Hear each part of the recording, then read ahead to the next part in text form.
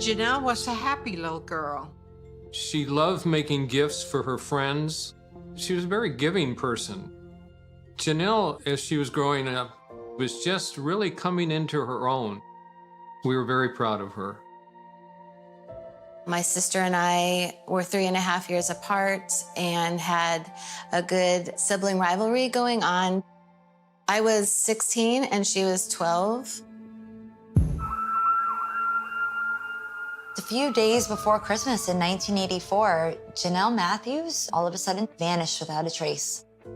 There was no evidence in the home. There was no DNA. There was no latent prints. It is most likely the largest case that I will be a part of in my career as a police officer. And not knowing what happened haunted us all over the years. This case that horrified this entire community for decades, for 35 years, there really was no suspect. People held their children closer. Doors were being locked. Curfew was being enforced. There's so many years in between the incident and them actually finding the corpse. The perpetrator was very confident, perhaps even complacent about getting away with it. He didn't know us. He didn't know Janelle. Was it just Janelle happened to be at the wrong place at the wrong time? I can't forgive the person who shot my daughter right in the head. First school picture and her last school picture. I like those pictures. Yeah, I love this picture right here. The two of them. Jennifer was more like her dad. Janelle was more like me, more of a homemaker. Janelle looks a lot like Gloria, and nobody ever would have guessed, without being told, basically, that she was adopted.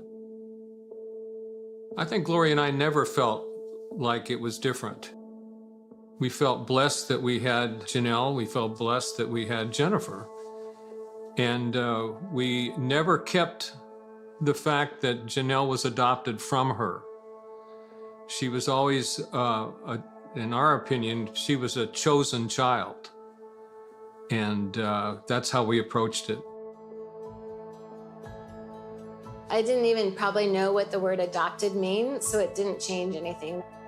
I don't know any different. I don't have biological siblings, so she was my sister.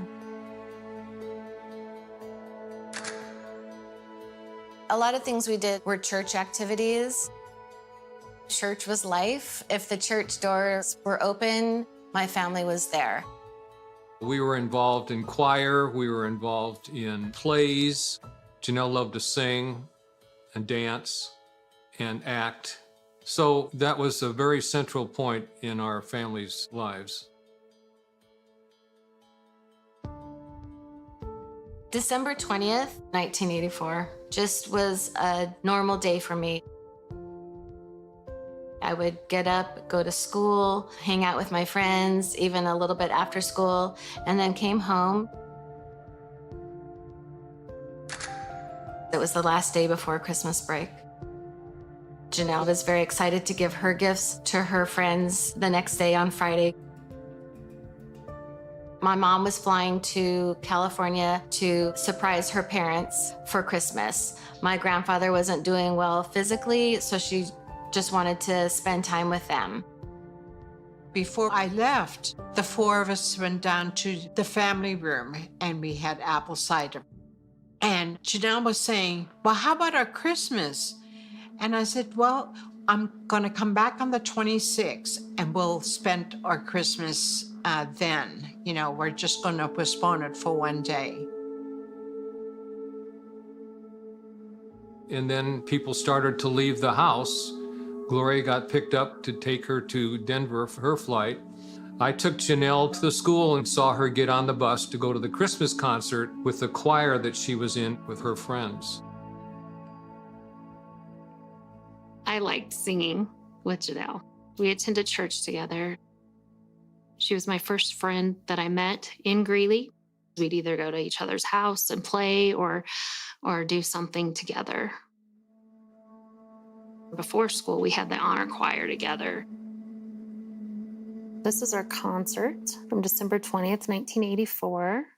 There's Janelle front row and center, singing loudly. She loved Christmas carols.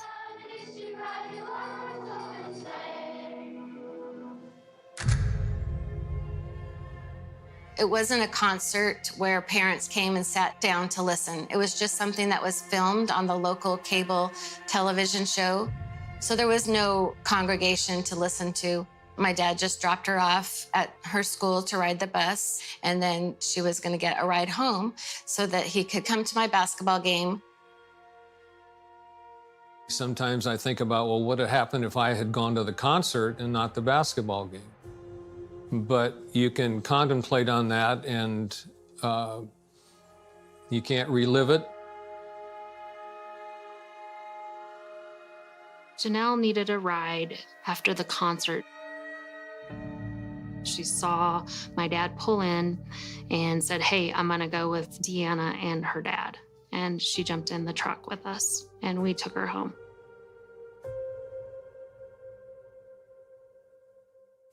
So we dropped Janelle off. She turned around and waved goodbye. "See you tomorrow." I said, "See you tomorrow." Walked inside, flickered the light on and off, and that was our signal to let us know that she made it in. And my dad and I continued home. After the basketball game, I came home, and it was approximately 9:30. When I walked in, I said, "Hi, Janelle," and I didn't get a response. And I thought, well, maybe she was upstairs and didn't hear me. So I went downstairs and came back and noticed that the quartz heater was on next to the chair that she probably had been sitting in, and the TV was on. So I went upstairs thinking she was up there, and I looked in her room, and there was no Janelle. When I came home, my dad was concerned as soon as I stepped inside the house and just asked me if I knew where Janelle was. And right away I knew that something wasn't right because we wouldn't have gone anywhere at that time at night. So for her not to be in the house was just something to be concerned about from the get-go.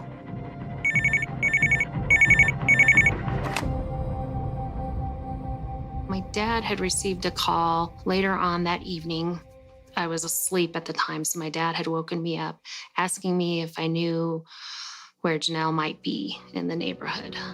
I don't know that I realized the full magnitude of what was happening. I thought for sure if she's not here, she's somewhere, right? I really didn't quite understand it being a 12-year-old. I sat and was supportive of my dad while he called a few other of Janelle's friends just to see if she perhaps was there. And then when he called our pastor and he said to call the police, and the police arrived shortly after my dad had called them. The initial officer arrived on the scene at about 11:15 that evening. It's a really surreal feeling. Police in my room, putting fingerprint dust on the walls, and that's just something that was never in my wheelhouse. I didn't know anything about it, so it was all really, really strange. Investigators didn't find much as far as physical evidence.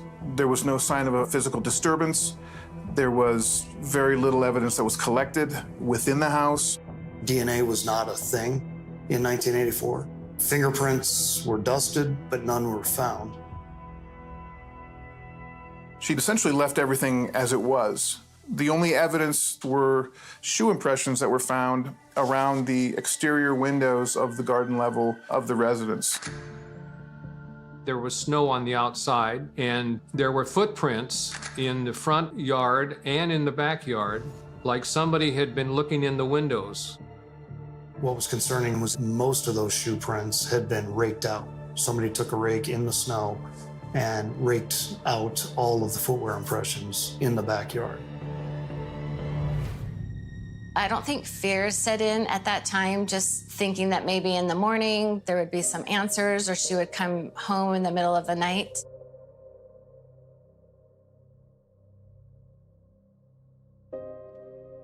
Most of the time when somebody doesn't show up at a certain time, maybe they ran away. Because a lot of times runaways leave a note. Well, there was no note from Janelle.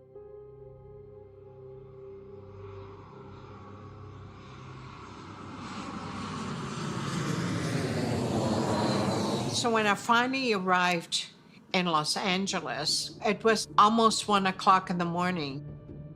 And I called Jim up and I said, "Hi, honey, I'm here."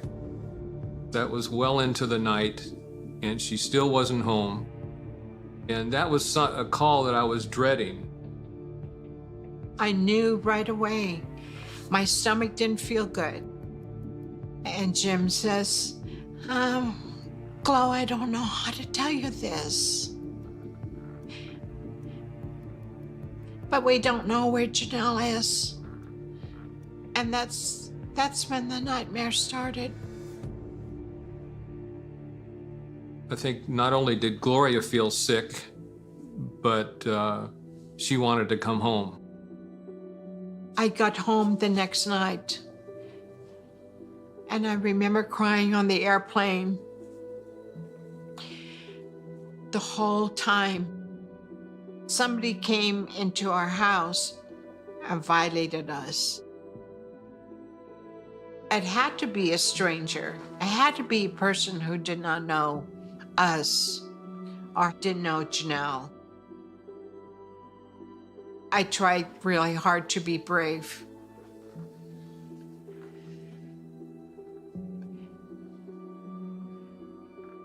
But we didn't know anything about Janelle from that night on.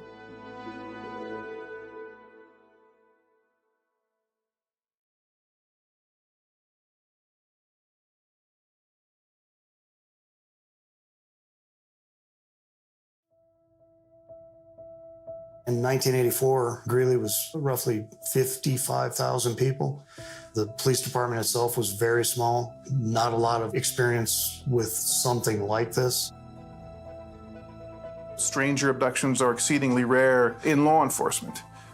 So being able to make that determination that it is a true missing person case and not a runaway juvenile case is of utmost importance.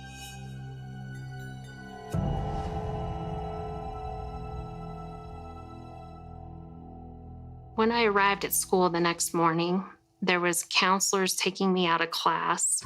And I remember that's probably when I realized that something happened to Janelle and she was missing. I was taken to school in a police car, which is highly abnormal. Just life was not as we knew it.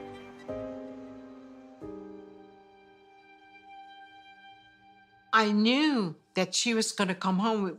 I mean, if she were a runaway, which we didn't think that she was,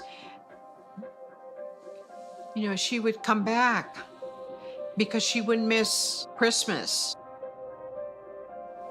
Early on in the case, the attention for the most part was given to the family, that perhaps it was somebody within the family who was responsible for the disappearance. Given the evidence that we had, we quickly were able to eliminate any and all suspects, including the family. For a few days, there was a lot of activity. There was helicopters canvassing the neighborhood in the area. I remember just watching them and just processing everything that they were doing to find Janelle and not knowing how long this was going to last.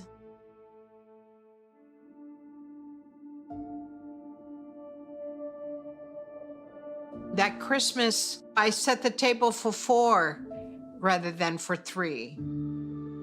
For a long time, I included her in everything. But she wasn't there.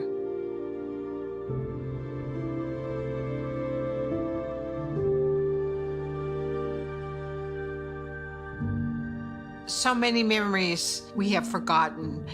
But what I remember about Janelle was her being happy and being feisty at the same time, and loving. When you have a missing child, you want to get her face in front of as many people as possible. We got the national exposure that we were trying to get. Later on, President Reagan came out and was talking about missing children and mentioned our daughter Janelle. Jonelle Matthews of Greeley, Colorado, who would have celebrated a happy 13th birthday with her family just last month. But 5 days before Christmas, Jonelle disappeared from her home. We learned pretty quickly that the longer that a missing child is missing, the greater chance that something evil has happened. Because there was so little clues involved, after the first 6-7 months, we didn't have a whole lot of contact with the Greeley Police Department because there wasn't a whole lot to report on. Within about a year, I would say the case would go cold. Definitely by the end of 1985, there just weren't any more leads. Not knowing was a big thing. But not having her around was even bigger. We never forgot Janelle, never forgot her birthday and Christmas. Those were difficult days. But you can't let it consume you so that you start shutting down. And so life became what you and I might consider more normal, just with the years starting to go by. I got married. A few years later, I had my son. So my life was progressing typically, but always in the back of our minds was, are we ever gonna know what happened to Janelle?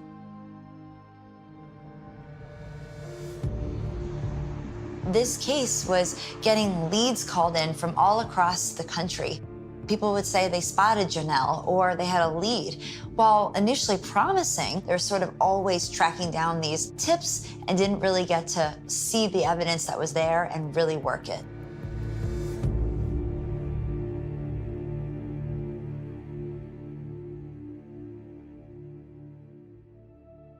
As we got close to the 10th anniversary of her abduction, we had a memorial service at our church. That was the turning point for all of us, to lose hope that she's probably not out there. It wasn't obviously complete closure because we didn't know what happened to her. It was just kind of like relief of that burden that had been on our shoulders for 10 years. We never blamed God for doing this to us. We never did.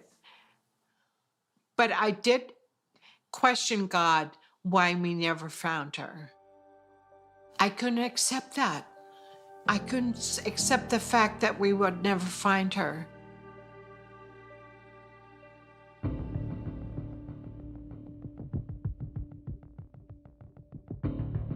I got involved in the case in 2013. I grew up in this community, and to be able to work on it firsthand and be assigned it was an honor for me to try to solve it for the family. The size of the case is enormous. That's why I enlisted Detective Prill to come and organize it with me. So I had to track down all the police reports, which were strewn everywhere. And so I would spend somewhere around 14 to 16 months just bringing this very old case into the 21st century. And so my hope was that perhaps a suspect comes to light. This case got nationwide attention. And so your common kooks came out of the woodwork. They're reporting all these strange ideas that they had about where Janelle might be. The one thing that stuck out from the onset was a guy named Steve Pankey. He had reached out to the lead detective by phone January 19th of 1985, almost a month after Janelle disappeared. Steve Pankey was another attendee of the church that the Matthews family went to. He had been excommunicated due to assaults that he was alleged to have committed on another parishioner. He purportedly hated the church and hated authority, despite the fact that he himself ran for sheriff and governor on multiple occasions. This is Steve Pankey. As Idaho's next governor, I intend to keep simple issues simple and bring together competent people to resolve Idaho's complex issues. A picture of Pankey during his run for governor in the state of Idaho. Failed miserably, but he put himself out there. Steve Pankey inserted himself into the case, asked if the detective would share information about the case to him to see if it matched up with information that he might have with the case. He added there was definitive evidence that Janelle had been kidnapped and was likely dead. So he's the first human on the planet to claim Janelle's dead. In fact, the kidnapping itself, we don't know. She could have run away. The guy just came in and talked bad about the church and try and point the blame to that church. At the time, the detective decided that he was a fringe element and didn't deserve any more attention. They didn't really take it that to heart because they never had any reason to. There was nothing that linked him to Janelle Matthews. They had no reason to think he was involved. Maybe he was a bit nosy in their minds, but they didn't really consider him a suspect. I turned it all over, the entire case file. It's all done now, Robert. And here's your follow-up list.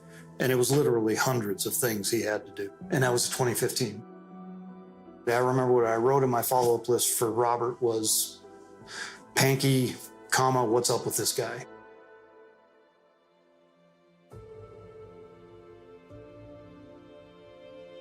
As time really went on, decade after decade, that's when it kind of starts becoming a question of, is she still alive?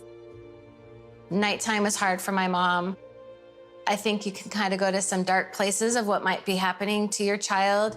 And we had some air vents, and I can just hear her crying through the vents.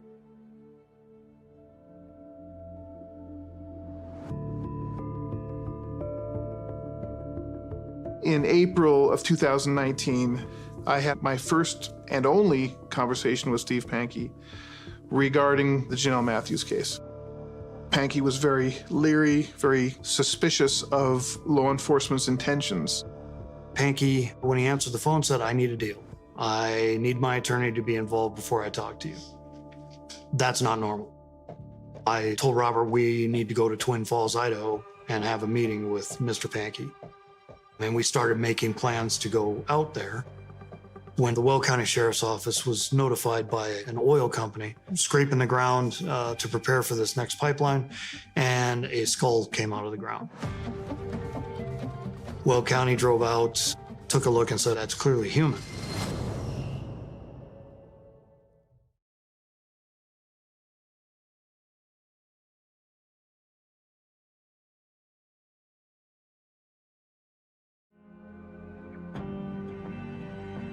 I was the on-call detective for the Greeley Police Department.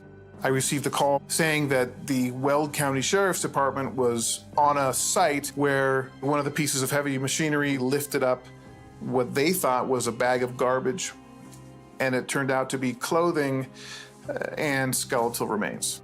And there were braces on the teeth of the skull. Janelle Matthews, when she went missing, had just had braces put on her teeth. The mere fact that it could be Janelle Matthews was surreal. It was otherworldly, a feeling that I have not had before. The body was found in this general area. The remains were lifted up. It was estimated that there were 3 to 4 feet of dirt covering her body. There was no soft tissue. The state of the remains were skeleton. You could see all of her clothes that she wore the night of the recital. He called me and said, hey, no doubt this is Janelle. These remains were then taken to a forensic pathologist who, through DNA analysis, identified the remains positively as Janelle Matthews.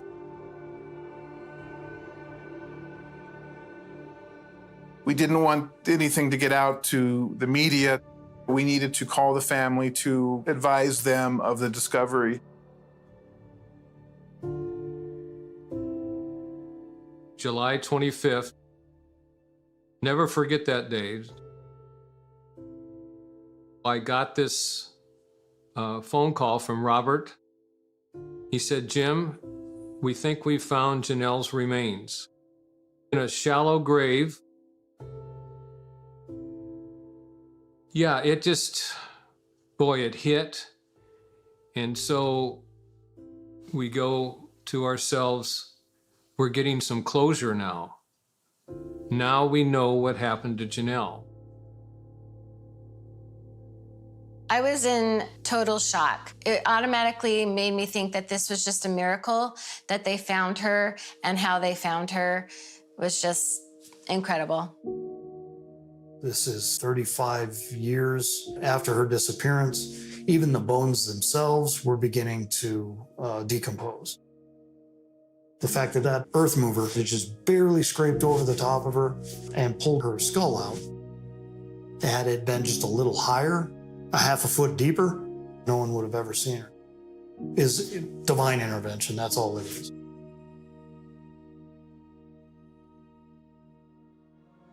As we were recovering the remains, we were looking for any signs that could tell us how she was killed. It was at that point that we saw that there was a penetrating wound through the skull. They shared with us how she died. That was brutal because she had been shot in the head. Then you have to shift to another very sad realization that she was murdered. But there was also, on the flip side, some comfort knowing that perhaps she didn't suffer long. We made the arrangements for Janelle's memorial.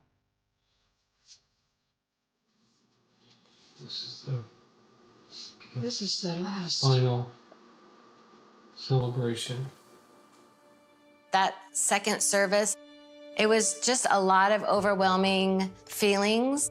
You see her casket that was just holding skeletal remains, and how small that was just really hit me, that she was just a child.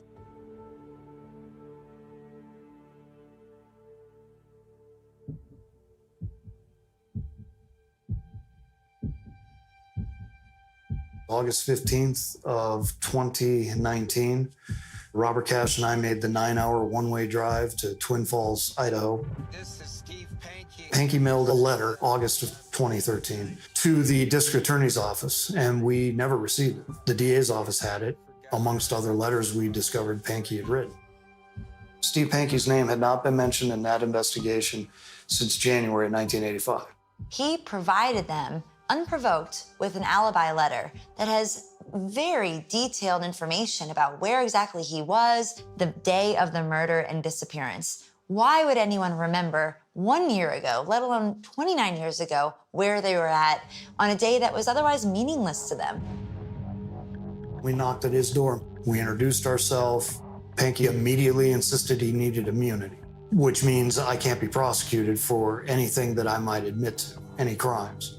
I explained to Pankey that there is no crime that he can be charged for in 2019 that occurred in 1984, except for first-degree murder and first-degree kidnapping. He said he understood that, and he still asked for immunity. So as far as I'm concerned, he just confessed to me that he murdered Janelle. And then he stopped talking, turned, and he walked away. Detective Prill did ask about a Steve Pankey. All three of us had no clue on who he was talking about. We never heard of Steve Pankey. We did not come to that church till summer of 1978, when he was already excused from the congregation.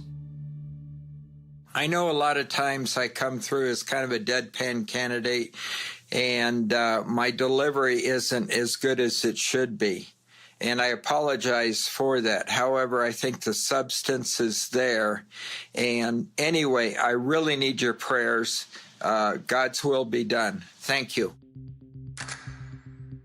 In an effort to learn more about Steve Pankey, I'd learned that Angela Hicks was his ex-wife, that they had been divorced for some time, so I figured she would be a good person to talk to about him. When Robert called Angela, Angela started her phone call with, "Why has it taken you so long to call me?" Angela Hicks had had numerous conversations with law enforcement in Idaho. Officers said that they had collected all the information that she had gathered and then forwarded all the information to the Greeley Police Department. It was news to me, as I had no idea. Nothing had been sent to the Greeley Police Department as it related to what she had been talking about. Angela Hicks described conversations with Steve Pankey in the 1990s. At that time, Steve Pankey was having conversations with law enforcement in the Idaho area where they were living, and he said it was about the Janelle Matthews case. It was at this point that Angela Hicks said that her blood ran cold, that she immediately started thinking about Steve Pankey's activities and movements and behaviors in and around the disappearance. Angela said she knew that Janelle disappeared on December 20th. She said on the evening of the 21st, Pankey walked into the house and said, "We're going to California for Christmas. We're leaving in the morning." And she's completely shocked. They drive to Big Bear, which is about a 20-hour drive. They arrived and Pankey's parents are shocked. "What are you doing here? We didn't know you were coming. In fact, we don't even have Christmas gifts because we mailed them to you weeks earlier, not expecting you to be here." They would spend Christmas Eve and Christmas Day there and then return home the very next day, making the long trip back to Greeley. On the way back, all of a sudden, Steve Pankey asked her to turn on the radio. Pankey just had Angela dialing through the radio stations for the rest of their trip to find news updates on Janelle's disappearance. This is a 20-hour experience for her.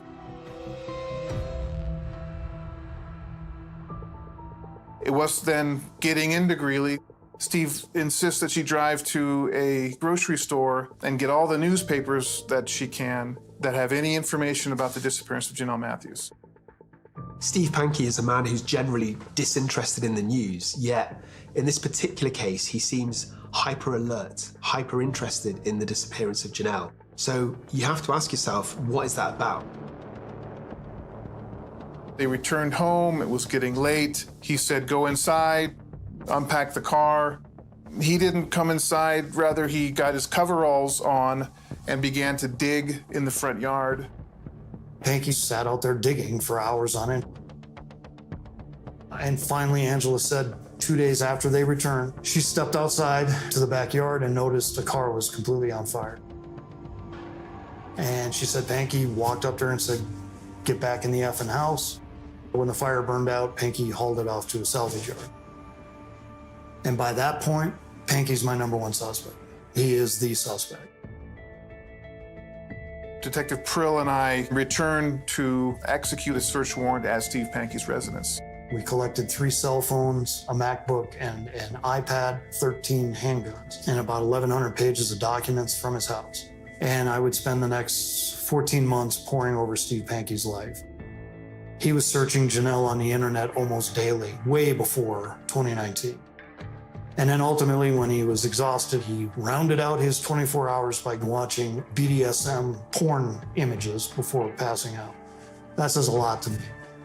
He's my guy. There's no doubt at that point. We traveled back out to Idaho and had him arrested for the murder and abduction of Janelle Matthews. He taunted law enforcement constantly. And then when we knocked at his door and put handcuffs on him, he could not believe that all of his tauntings had come to an end. He would make no statement. I think he had no time to plan.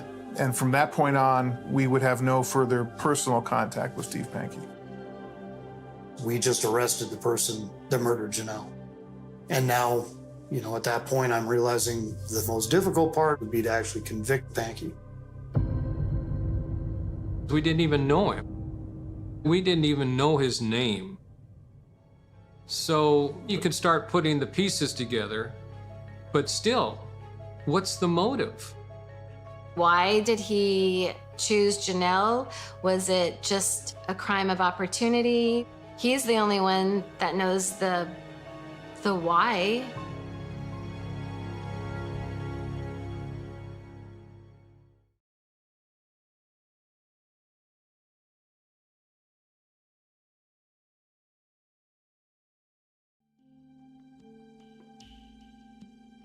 And I wouldn't say that the years have made it easier.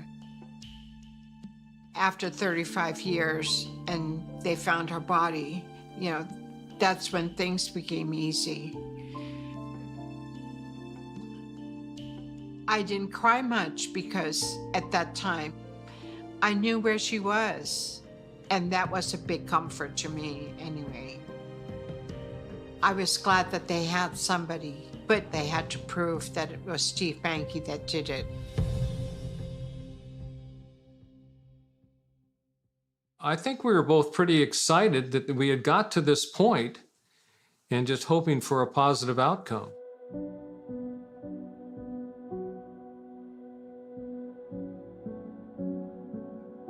We had to wear masks, so we didn't see him fully. So I think there was a little bit of cushion when you're just looking at somebody's eyes. And because we don't know him, there's a little bit of distance as well. I'll tell you, he looked like a broken man. I was just kind of numb. I didn't have a lot of hatred for him or anything like this because, he's just another person. I wasn't going to let him affect me to the extent where I become bitter. I wasn't going to be consumed by him. When he got on the stand, nobody knew what was going to come out of his mouth. And it was 45 minutes of some really, really strange words. But when he used the phrase about letting his sin find him out, which is a biblical reference, I put my hand on my husband's knee and I said, he's going to confess. But that's not the way it came out. He will probably never ever say anything because he believes he's innocent. For Steve Pankey not to admit his guilt, it's just evil. It's just cruel what he did. Police didn't have a lot to forensically link to the killer, and they had to go more on circumstantial evidence. I created a timeline, 130 pages long, had 5,000 pages of data to back up the assertions that I'm making in the timeline. We felt very confident. It was a strong case. Quite honestly, I think the evidence came out even better than we could have ever hoped for.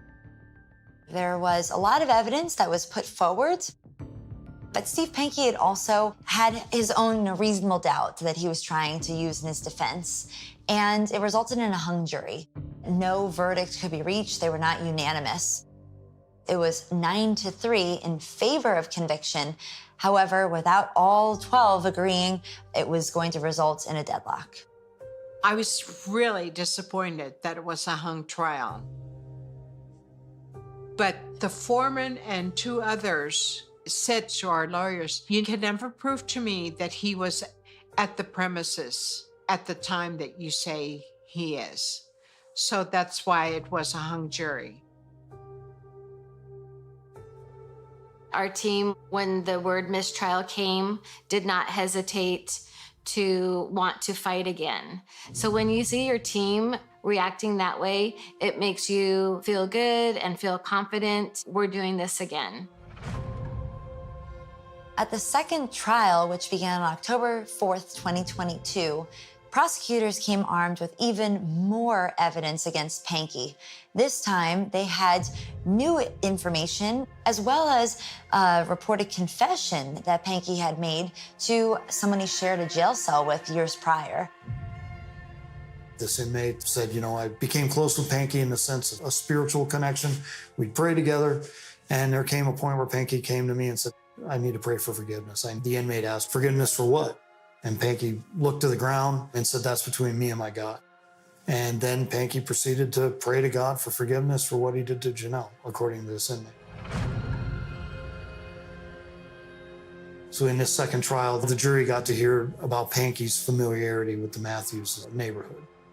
That Pankey's cousin caught Pankey on several occasions parked outside of her mother's house 2 blocks from Janelle's school, and she would see him watching the kids walking home from school. And the jury got to hear about Panky being physically abusive to Angela. Had indicated that a girl had gone missing. Angela Hicks is an amazing woman. Both trials that she came down from Idaho to testify, she really helped make the case. There's no question about it.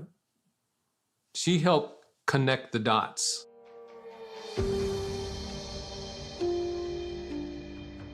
When the jury announced that they had a verdict, and all of us were just freaking out. I mean, I do not get jittery or nervous or scared very often, but the questions are flying back. Why are they coming back so fast?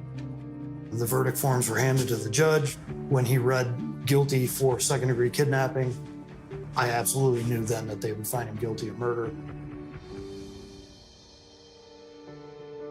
I felt overjoyed when the conviction came back. I couldn't believe how lucky I was to have been a part of this case and to bring the closure that family so much deserved. To have that closure, to have that verdict, it took us 2 times, but it's the best feeling ever.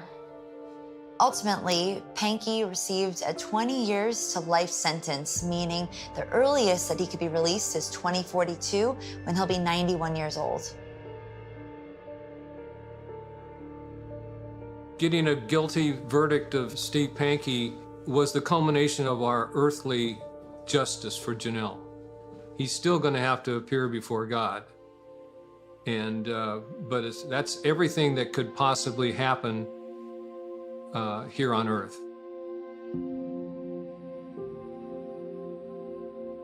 I don't think justice is ever served. The day after that verdict came back, Janelle was still dead. Panky's still alive. Anyone convicted of murder should be spending the rest of their days in prison, and my hope is Panky dies while he's in prison. He is a horrible, rotten human being. He's a gaslighter, he's a manipulator, he is spiteful and hateful and the most atrocious human being I've ever encountered. As a Christian, you're supposed to forgive everybody, but I can't. I just can't forgive evil,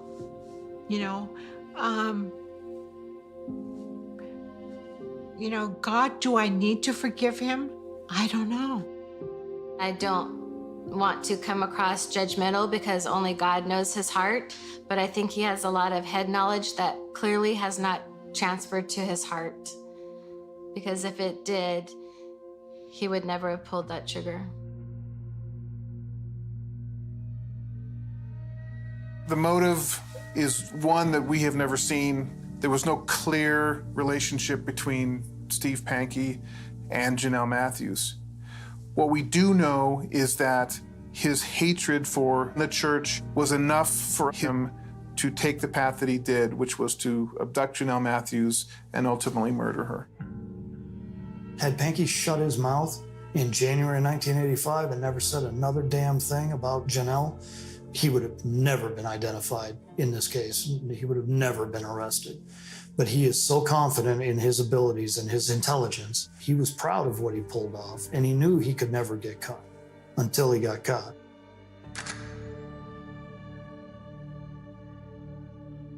Despite, having this tragedy in our life, being able to finally have justice for Janelle is just such a gift and such a blessing, and I'm just so grateful.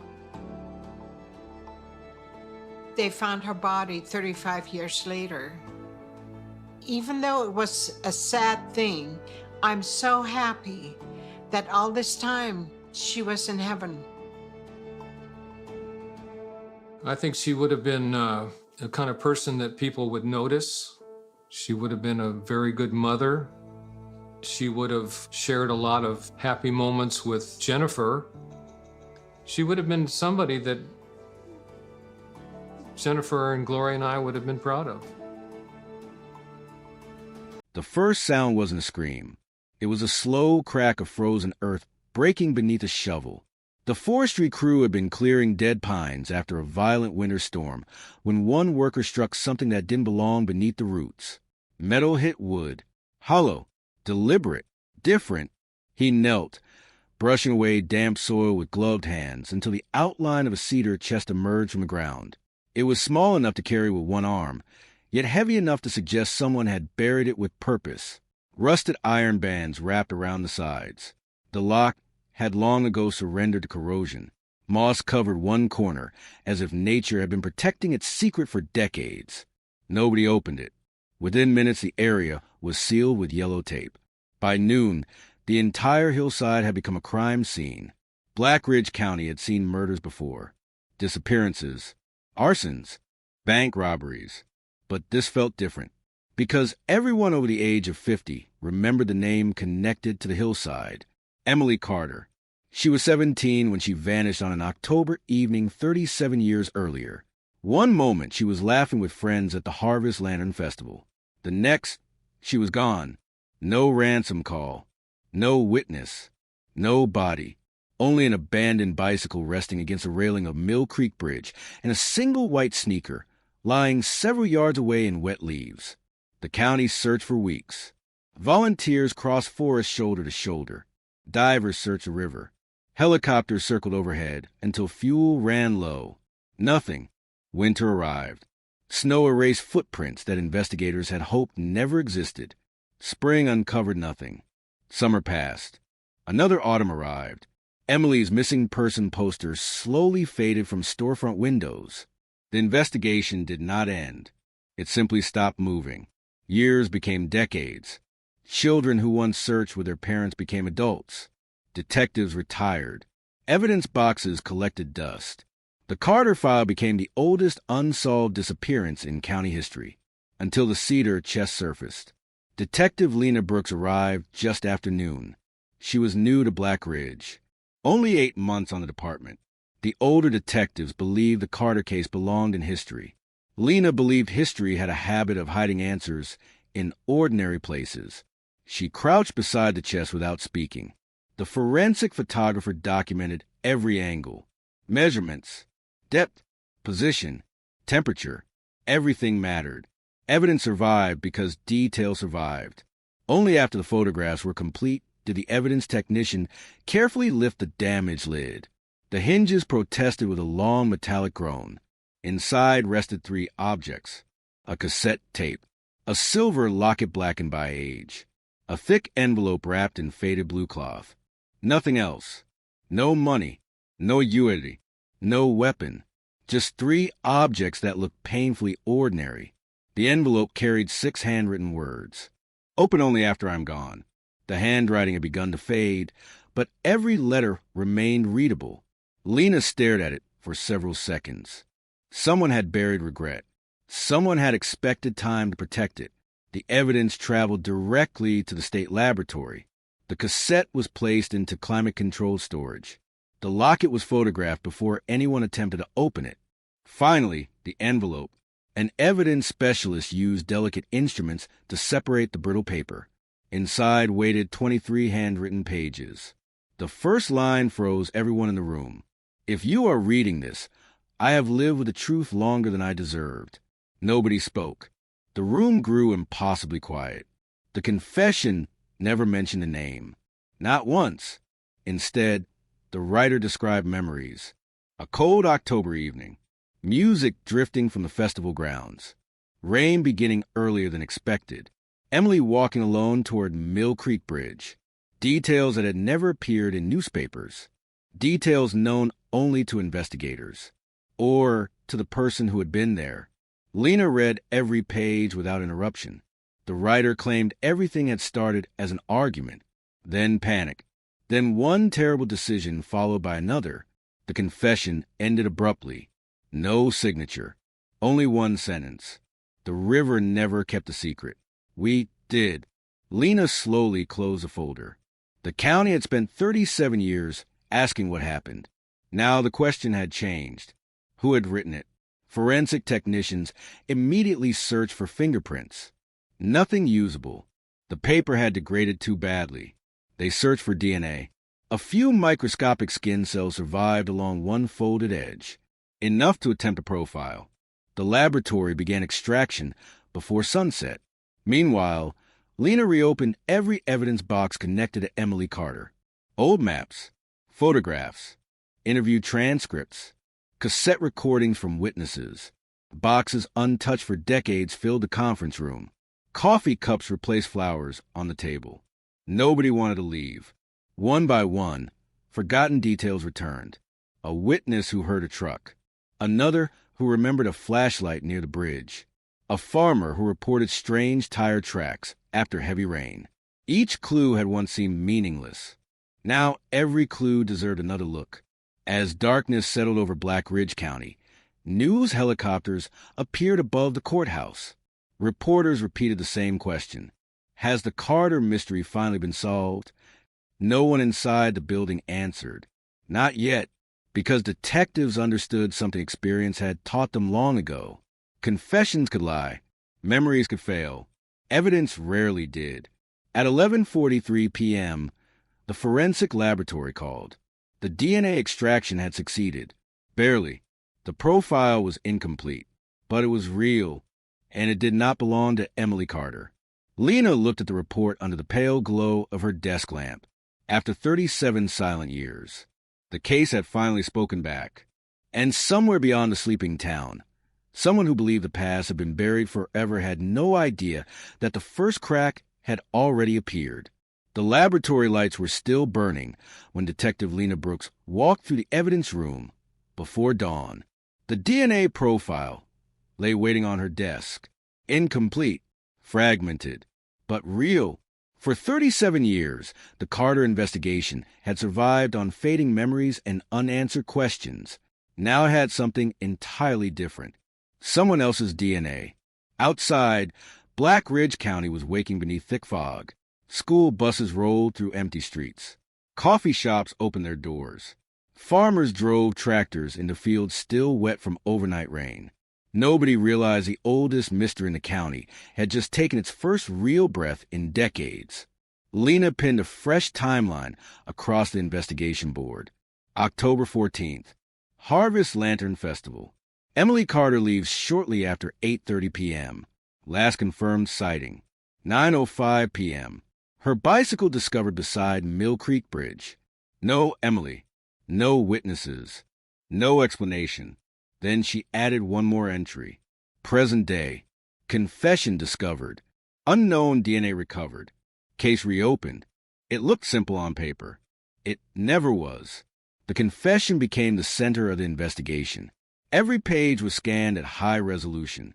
Every line examined under forensic light. Indented writing from previous pages appeared beneath specialized imaging. Tiny impressions revealed sentences the writer had crossed out decades earlier. One phrase immediately caught Lena's attention. He said nobody would ever believe us. She read it again. Until that moment, investigators believed the confession had been written by one person acting alone. Now another possibility emerged. There had been two people, maybe more. Across the hall, forensic document examiner Dr. Nathan Wells adjusted a microscope over the handwritten pages. The writer was under stress. Lena looked up. How can you tell? The pressure changes. He pointed towards several words. See these strokes? They're heavier than the rest. He continued. Whoever wrote this wasn't calmly remembering events.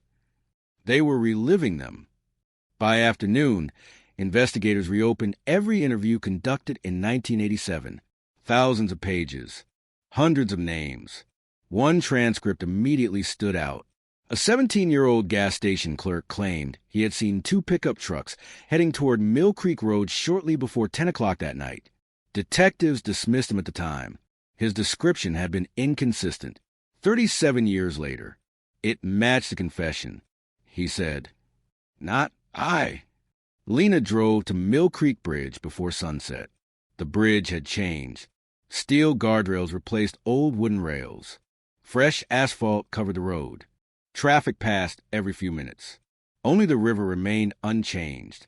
She stood where Emily's bicycle had once been found. The current flowed quietly beneath her. Cold, steady, patient. A retired deputy approached from the opposite side of the bridge. "You must be Brooks." She nodded. "You worked the Carter case?"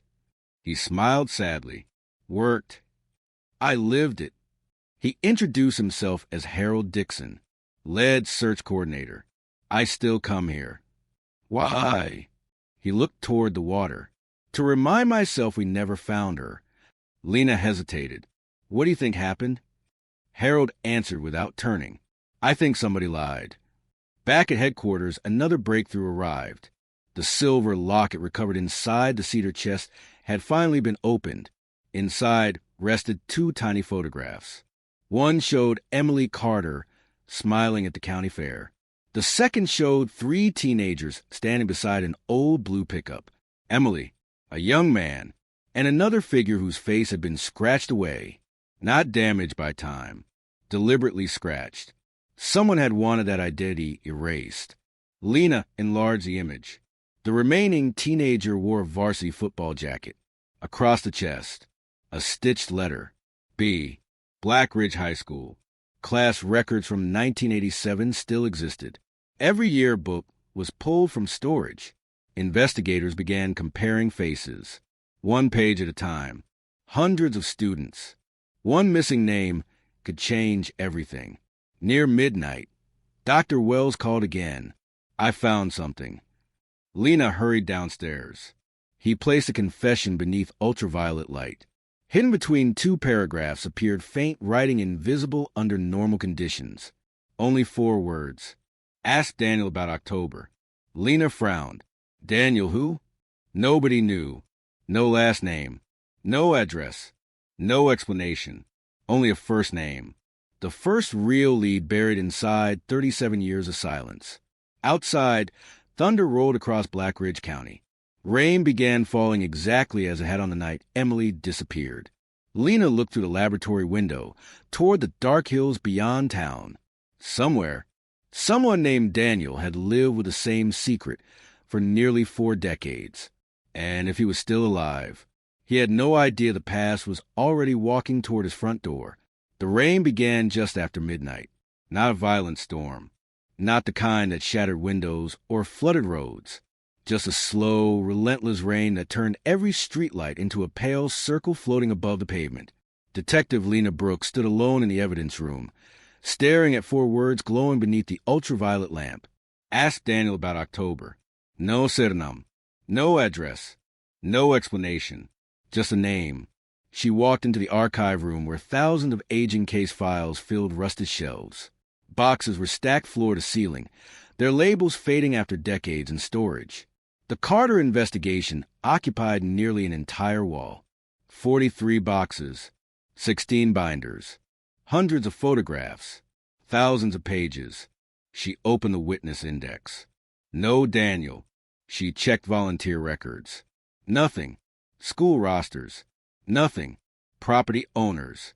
Nothing. The name seemed to exist nowhere. Yet someone had written it for a reason. By sunrise, the task force had expanded the search. Old voter registrations, telephone directories, employment records, church membership lists.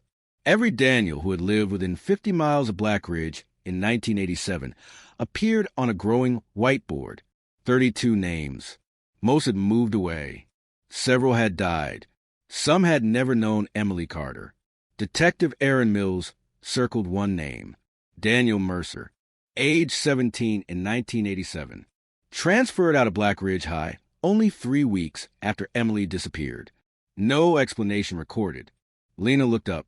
Find him.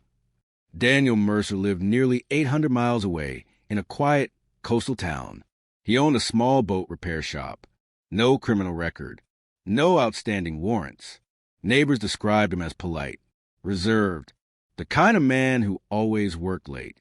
When local detectives knocked on his door, he answered with grease still on his hands. Daniel Mercer? Yes. We'd like to ask about Black Ridge County.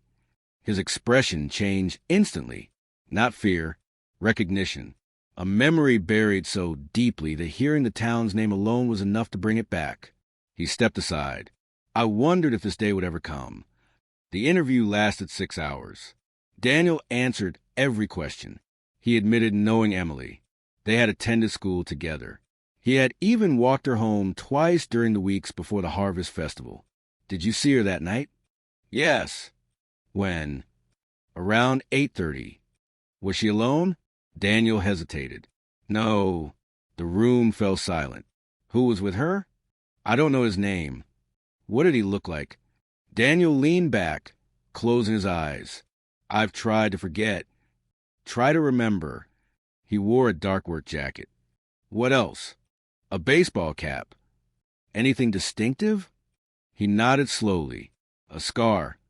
Where? Across his left eyebrow. Detectives exchanged quick glances. No witness in the original investigation had ever mentioned a scar. Back in Black Ridge, Lena reopened the old evidence photographs. Most were grainy, taken on film cameras under poor lighting.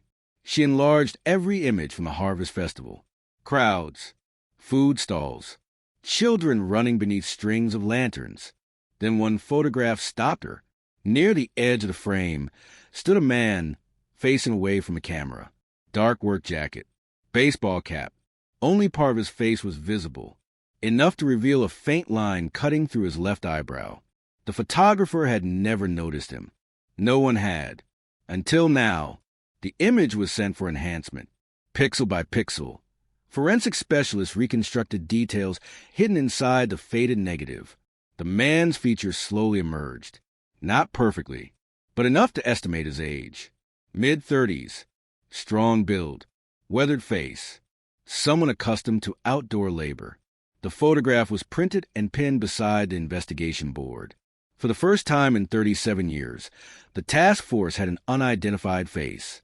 Not a suspect, not yet, but someone who stood only a few yards from Emily on the last evening anyone saw her alive. Late that afternoon, another discovery arrived. A retired newspaper photographer contacted the sheriff's office after watching coverage of the reopened investigation. I still have my negatives, he said. What negatives? The Harvest Festival. Boxes of undeveloped and unpublished film arrived that evening. Hundreds of forgotten images. Most had never appeared in print. For hours, investigators fed the negatives through high-resolution scanners. Image after image appeared. Families smiling. Carnival rides. Music. Bonfires. Then, Emily, standing near the entrance gate. She was laughing. Beside her stood a young man, not the unidentified stranger, Daniel Mercer. He was handing her a paper cup of hot cider. The timestamp read 8:17 p.m., just 13 minutes before she vanished. The next frame showed Daniel walking away toward the parking lot. Emily remained behind, alone. The frame after that, someone stepped into view, only partially visible. A dark jacket, a baseball cap, the scar, the stranger. He appeared to be speaking to Emily. She turned toward him. The photograph ended there. No more frames, no answers, only the moment before history disappeared into darkness. Lena stared at the final image for a long time. Every cold case reaches a point where speculation ends and evidence begins. She had the feeling she was standing on that line. Somewhere, the man with the scar had a name. Somewhere, another forgotten witness still carried a memory. And somewhere beneath decades of silence, the confession buried in the cedar chest had only begun to tell its story. Morning arrived without sunlight. Heavy clouds settled over Black Ridge County, turning the town into a landscape of muted colors and long shadows. The courthouse lawn, usually empty before 9 o'clock, was crowded with satellite trucks and television crews. Every station carried the same headline. The Berry confession reopens 37-year mystery. Inside the sheriff's office, however, nobody cared about headlines. Detective Lena Brooks stood in front of the investigation board, studying the enlarged festival photograph for what felt like the 100th time. Emily Carter, Daniel Mercer, and the unidentified man with the scar. 3 people frozen inside a single frame. Only one of them had disappeared. Only one of them had spent nearly 4 decades waiting for justice. Lena circled the stranger's face with a red marker. Find him. No one questioned the order. Facial comparison specialists began examining thousands of driver's license photographs from the late 1980s. Old arrest records were pulled from county archives. Employment files from local mines, lumber companies, and construction firms were digitized. Hours passed. No match. The scarred man seemed to exist only in that single photograph.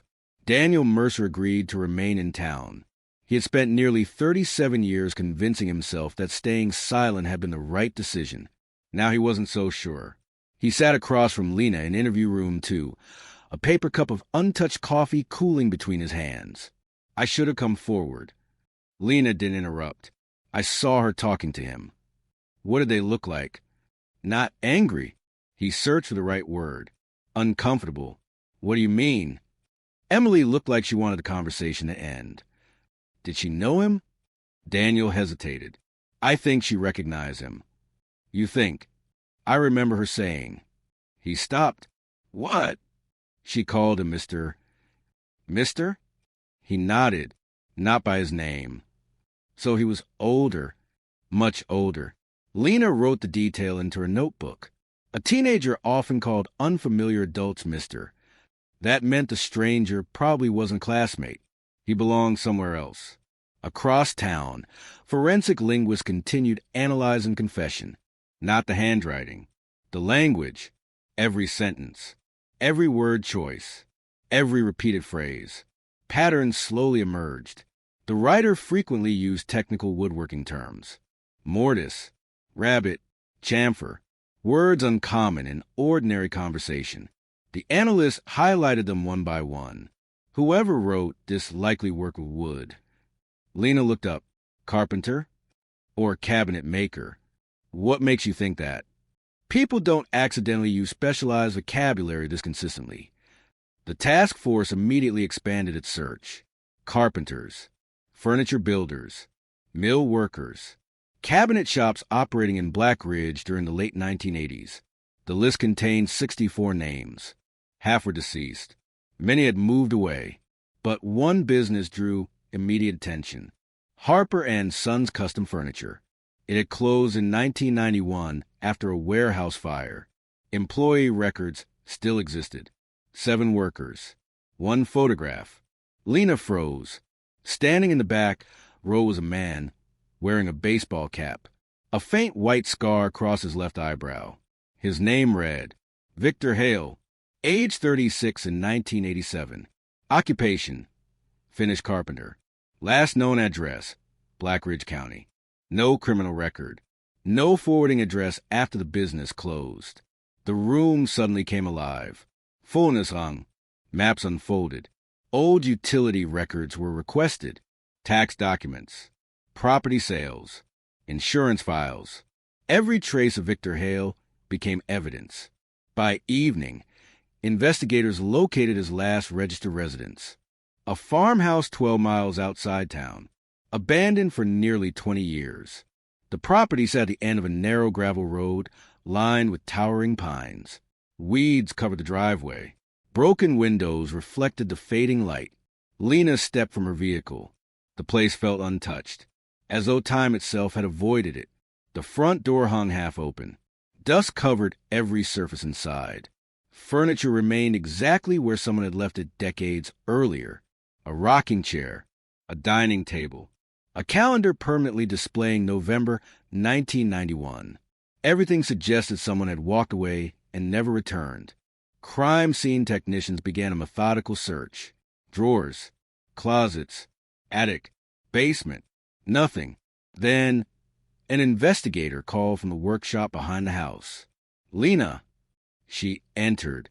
Old woodworking tools lined one wall. Hand planes, chisels, clamps, everything coated in dust. On the workbench rested a vise still gripping a partially carved piece of oak, as if the craftsman intended to return after lunch. He never did. The evidence technician opened a rusted cabinet beneath the bench. Inside were dozens of notebooks, not journals, job records, measurements, customer orders, material lists, ordinary, until the final notebook, unlike the others, it contained almost no woodworking notes, only dates, road names, times, and one entry written in darker ink than the rest. October 14th, Mill Creek, 8:30, don't be late. Lena stared at the page. The same date Emily Carter disappeared. The same approximate time, she was last seen alive. She carefully closed a notebook. Someone had planned to be at Mill Creek before Emily vanished. That wasn't coincidence. It was preparation. The laboratory called shortly after midnight. Another result. The locket recovered from the cedar chest had yielded microscopic fibers trapped beneath the hinge. Blue wool. Extremely fine weave. The fibers matched the fabric used in Black Ridge High School varsity jackets during the late 1980s. Lena looked toward the enlarged festival photograph. Daniel Mercer had been wearing one that night. So had dozens of students. But now another question emerged. How had fibers from a school jacket become trapped inside a locket buried alongside confession? Had Emily carried it? Had someone else handled it? Or had the writer placed the contents into the cedar chest years later, unknowingly sealing away evidence that would survive long after memories faded? Outside, rain tapped softly against the laboratory windows. Inside, the investigation board had grown so crowded with photographs, timelines, and evidence cards that there was barely any empty space left. Every answer uncovered another question. Every clue pointed toward another forgotten corner of Black Ridge County. And somewhere beyond the darkness, Victor Hale, whether alive or dead, had become the next name standing between the investigators and the truth that had remained buried for 37 years. The name Victor Hale spread through the task force before sunrise. For 37 years, investigators had searched for a shadow. Now the shadow had a face, an occupation, an address, and a life that seemed to end as abruptly as Emily Carter's disappearance. Detective Lena Brooks arrived at headquarters carrying a cardboard box recovered from Victor Hale's abandoned workshop. Every notebook had been sealed separately. Every loose receipt had been photographed. Dust samples, fingerprints, fibers, even splinters from the workbench had been cataloged. The smallest mistake made in 1987 could become the biggest answer today. She placed the final notebook beneath a document camera, the page containing the words, October 14th, Mill Creek, 8:30, don't be late, filled the screen. No one spoke. Detective Aaron Mills finally broke the silence. That wasn't a reminder. Lena nodded. It reads like an appointment. With Emily or with someone waiting for Emily. The forensic laboratory examined the notebook paper under infrared imaging. Several pages that appeared blank suddenly revealed faint impressions left by previous writing. A technician carefully increased the contrast. Letters slowly emerged. Not complete sentences. Fragments. Truck. Bridge. The move before dawn. Every new word tightened the knot around Victor Hale. Yet nothing directly connected him to Emily Carter. Not yet. Lena knew better than to build a case on assumptions. Evidence first. Theory second. Always, investigators interviewed anyone who had ever worked with Victor. Most remembered him as quiet, reliable, a talented carpenter who preferred working alone. But one retired cabinet maker offered something different. There were nights he'd disappear. Disappear where? Lena asked. He never said. Did anyone ask? The old man laughed softly. Back, then people minded their own business. He leaned forward. I remember one thing. What? He hated cameras. Lena looked up. What do you mean? If somebody brought one out at a company picnic, he'd walk away. Always. Every single time. That answer lingered in her mind. The Harvest Festival photograph had captured Victor almost by accident. If he truly avoided cameras, he may never have realized someone photographed him speaking with Emily. One forgotten frame. 1 second frozen forever. Sometimes history survived because nobody noticed it. Later that afternoon, the sheriff received a phone call. The caller refused to identify himself. I saw your news. The voice was elderly, shaking. I knew Victor. Who is this? Doesn't matter. What can you tell us? Silence. Then, he wasn't alone that night. The line remained quiet for several seconds. There was another truck. Whose? I don't know. Did you see the driver? No. Why didn't you come forward before? The man's breathing grew heavier. Because I was afraid. The call disconnected. No number. No name. Nothing investigators could trace. But the statement echoed confession. He said nobody would ever believe us. 2 people, perhaps more. The possibility grew stronger. The anonymous call forced detectives to revisit old traffic records. In 1987, a state highway camera had monitored the main road leaving Black Ridge. The system was primitive. Most recordings had been destroyed years earlier. One reel survived because it had been misplaced during an archive transfer. The tape quality was poor, grainy, monochrome. Time stamps flickered across the bottom of the screen. Technicians watched hour after hour of empty highway. Cars, pickup trucks, school buses, nothing remarkable. Then, 9:18 p.m., a blue pickup entered the frame. 43 seconds later, a second pickup appeared, dark-colored, following at a distance. Neither vehicle exceeded the speed limit. Neither stopped. Neither drew attention. Until now, the image resolution was too poor for license plates. But investigators measured wheelbase, body style, and headlight spacing. The second truck closely matched a model registered to Victor Hale in county tax records. The first remained unidentified. That evening, Lena returned to Mill Creek Bridge. The river moved lazily beneath the old steel beams.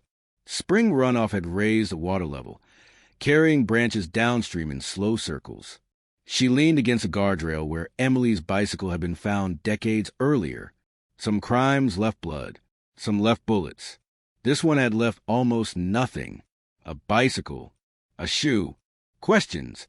The absence of evidence had protected whoever was responsible, until time itself began uncovering what people could not. Behind her, tires crunch across gravel. Harold Dixon, the retired deputy, climbed from an aging pickup. "You keep coming back here." Lena smiled faintly. "So do you?" He joined her at the railing. "I remembered something." She turned immediately. "What?" "We searched the old logging road." "Yes, but not because of evidence." "Why then?" Harold stared toward the tree line. "Because somebody reported hearing a chainsaw after midnight."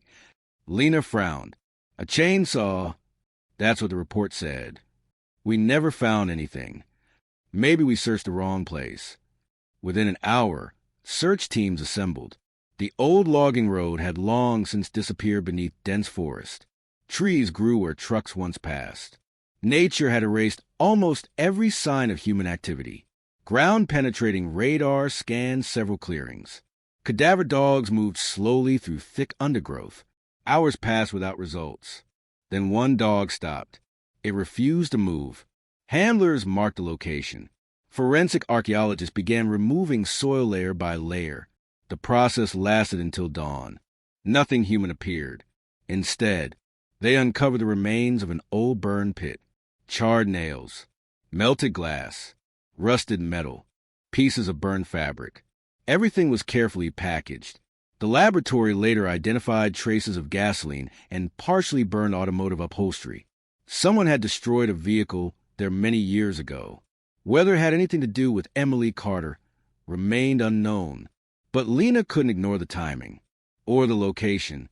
The forest had begun giving up another secret. Back at headquarters, another envelope arrived without a return address.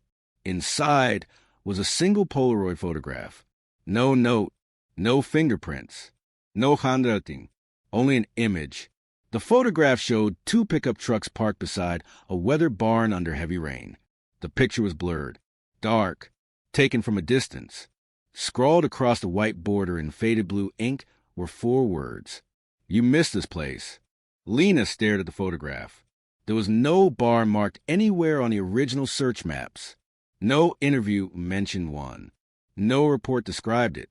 Yet something about the background caught her attention. A distinctive windmill, bent at the top. She had seen it before, not in person. In an aerial photograph from 1987, she hurried to the archive room, spread old survey maps across the table, and searched until she found the image.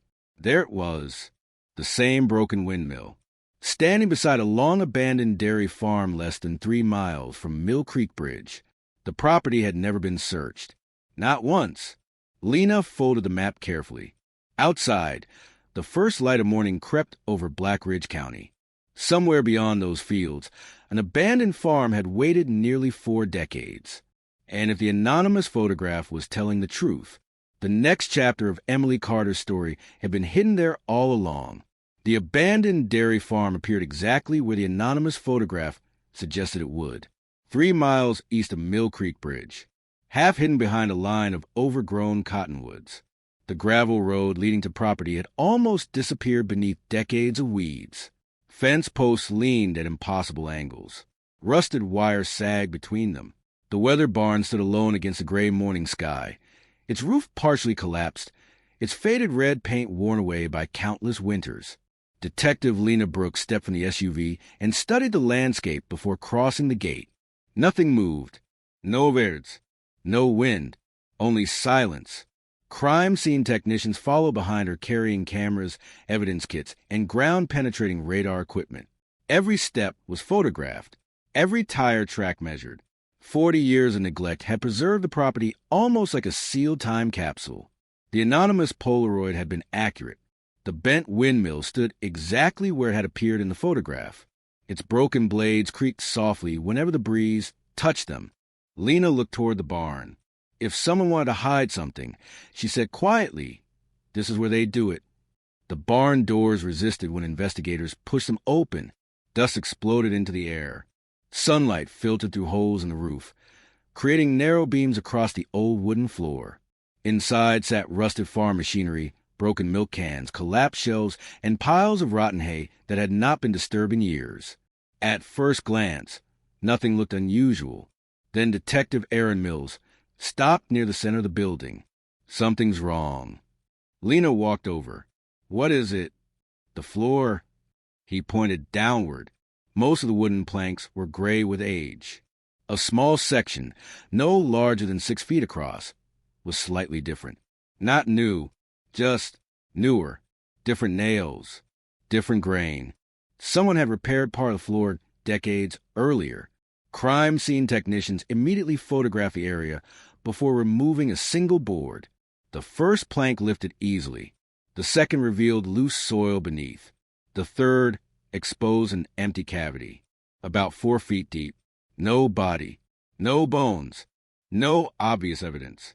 Just an old canvas tarp folded into the corner. Lena carefully unfolded it. Dark brown stains covered one side. The laboratory would later determine whether they were blood or something less significant. For now, every inch of the tarp was sealed into evidence. Behind the barn stood a small workshop. Unlike the main building, its padlock remained intact. Bolt cutters snapped it open. The smell inside was different. Oil, old wood, metal. Shelves lined the walls. Boxes remained exactly where someone had left them years earlier. Most contained ordinary tools. Hammerheads, saw blades, paint cans. One cabinet, however, had been locked from the inside. Investigators forced it open. Inside rested a battered metal cash box. There was no money, only photographs. Dozens of them, black and white, color. Most showed construction projects completed by Victor Hale's Furniture Company. Cabinets, tables, church pews. Nothing suspicious. Until Lena reached the final envelope. Inside were 6 undeveloped rolls of 35mm film. Still sealed. Still labeled. The dates written across the canisters range from August through October 1987. The final roll carried only 3 words. Harvest Festival Night. No one spoke. The evidence technician placed each roll into protective containers. If the film had survived, it might still hold images no one had seen in nearly 4 decades. By evening, the State Photographic Laboratory had begun developing the negatives using archival techniques. Everyone waited. Hours passed. Finally, the first images appeared. Families, children, food stalls, fireworks, nothing unexpected. Then frame 23. Emily Carter. She stood beside a lemonade stand looking over her shoulder, not smiling, watching someone. Frame 24. The camera shifted. Victor Hale appeared near the edge of the crowd. He wasn't looking at the carnival. He wasn't watching the fireworks. He was watching Emily. Frame 25. Another man entered the picture. His face remained partially hidden beneath a baseball cap. Lena leaned closer. The jawline, the height, the posture. Not Victor. Someone else. Frame 26. Emily walked away. Both men followed. The remaining frames were almost completely dark, as if the photographer had lowered the camera while still pressing the shutter. No clear images, only blurred streaks of light. Movement. Then the roll ended. The discovery transformed the investigation. Victor Hale had not been alone. The anonymous caller had been telling the truth. The confession had been telling the truth. There had always been another man. The question was no longer whether he existed. The question was who he was. Late that night, forensic analysts revisited the incomplete DNA profile recovered from a confession. Advances in reconstruction software allowed them to recover additional genetic markers previously considered unreadable. The comparison database ran automatically. Minutes became hours. At 2:14 a.m., the computer produced a notification. Possible familial relationship detected. Not a direct match. A relative. Second degree. Someone currently living. Lena stared at the screen as the analyst opened the report. A single surname appeared. Hale, Victor Hale, had never been identified through fingerprints, never through witness statements, never through official records. Instead, 40 years later, his own family had unknowingly led investigators back to him. Outside the laboratory, dawn began to break over Black Ridge County. Inside, every detective understood the same thing. The confession buried beneath the pine trees had not been the end of the story. It had been the beginning. And somewhere, another member of the Hale family was about to learn that the secret buried for nearly 4 decades was no longer buried at all. The name Hale changed everything. For nearly 4 decades, Victor Hale had been little more than a ghost hidden inside forgotten photographs and abandoned buildings. Now the DNA suggested that somewhere, someone sharing his bloodline was still alive. Detective Lena Brooks didn't celebrate. DNA opened doors. It didn't close cases. She gathered the task force inside the conference room just after sunrise. The evidence board had grown so crowded that photographs overlapped one another. Emily Carter, Victor Hale, Daniel Mercer, the anonymous confession, the barn, the cedar chest. The timeline stretched across an entire wall. Lena picked up a marker. We stopped chasing theories. She drew a straight line through the board. We follow evidence. Everyone nodded. That had always been the rule. The genealogical search identified 3 living relatives connected to Victor Hale, a younger sister living in Montana, a nephew working in Oregon, and an older cousin who had never left Black Ridge County. His name was Walter Hale, 78 years old, retired mechanic, no criminal history, no connection to the original investigation. At least none that investigators had ever documented. Lena and Aaron drove to his farmhouse that afternoon. Walter answered the door slowly, leaning on a wooden cane. His face tightened the moment he heard Victor's name. I knew this day would come. Lena remained silent. Walter stepped aside. You'd better come in. The living room looked untouched by time. Old hunting trophies hung above a stone fireplace. Family photographs covered nearly every shelf. Victor appeared in several of them, smiling, fishing, working in a woodshop, looking nothing like the silent figure in the festival photograph. When did you last see him? Lena asked. Walter looked toward the window. Autumn of '91. What happened? He packed a truck. And he told me he couldn't stay. Did he explain why? Walter slowly shook his head. No, he just said. Walter paused. The ground doesn't keep secrets forever. Lena felt a chill run through the room. The sentence echoed the confession almost perfectly. Walter disappeared into another room and returned carrying a small cardboard box. I almost burned these after he vanished. Inside were letters, birthday cards, receipts, a worn address book. Nothing unusual. Then Lena noticed an old motel key attached to a faded plastic tag. Room 12, Cedar Pines Lodge. Did Victor stay there? Walter nodded. Sometimes. Whenever he didn't want anyone knowing where he was. The Cedar Pines Lodge still stood 20 miles outside town. Most of its rooms had been renovated. Room 12 had not. The current owner searched old registration books stored in the basement. Dust covered every page. Finally, he found it. October 14th, 1987. Room 12. Registered under the name James Porter. No identification was required back then. The owner explained. But I remember him. You do? He always paid cash. Lena showed him Victor Hale's photograph. The owner's expression changed immediately. That's him. Search warrants followed within hours. Although the room had been remodeled years earlier, investigators removed sections of wall paneling, inspected the crawl space, and examined the ceiling above the bathroom. Most searches produced nothing. Then a crime scene technician noticed a loose floorboard beneath the old bed frame. Hidden inside was a folded newspaper wrapped in plastic. The date matched the morning after Emily disappeared. One article about the search covered the front page. A single sentence had been circled in red ink. Authorities believe the victim may still be alive.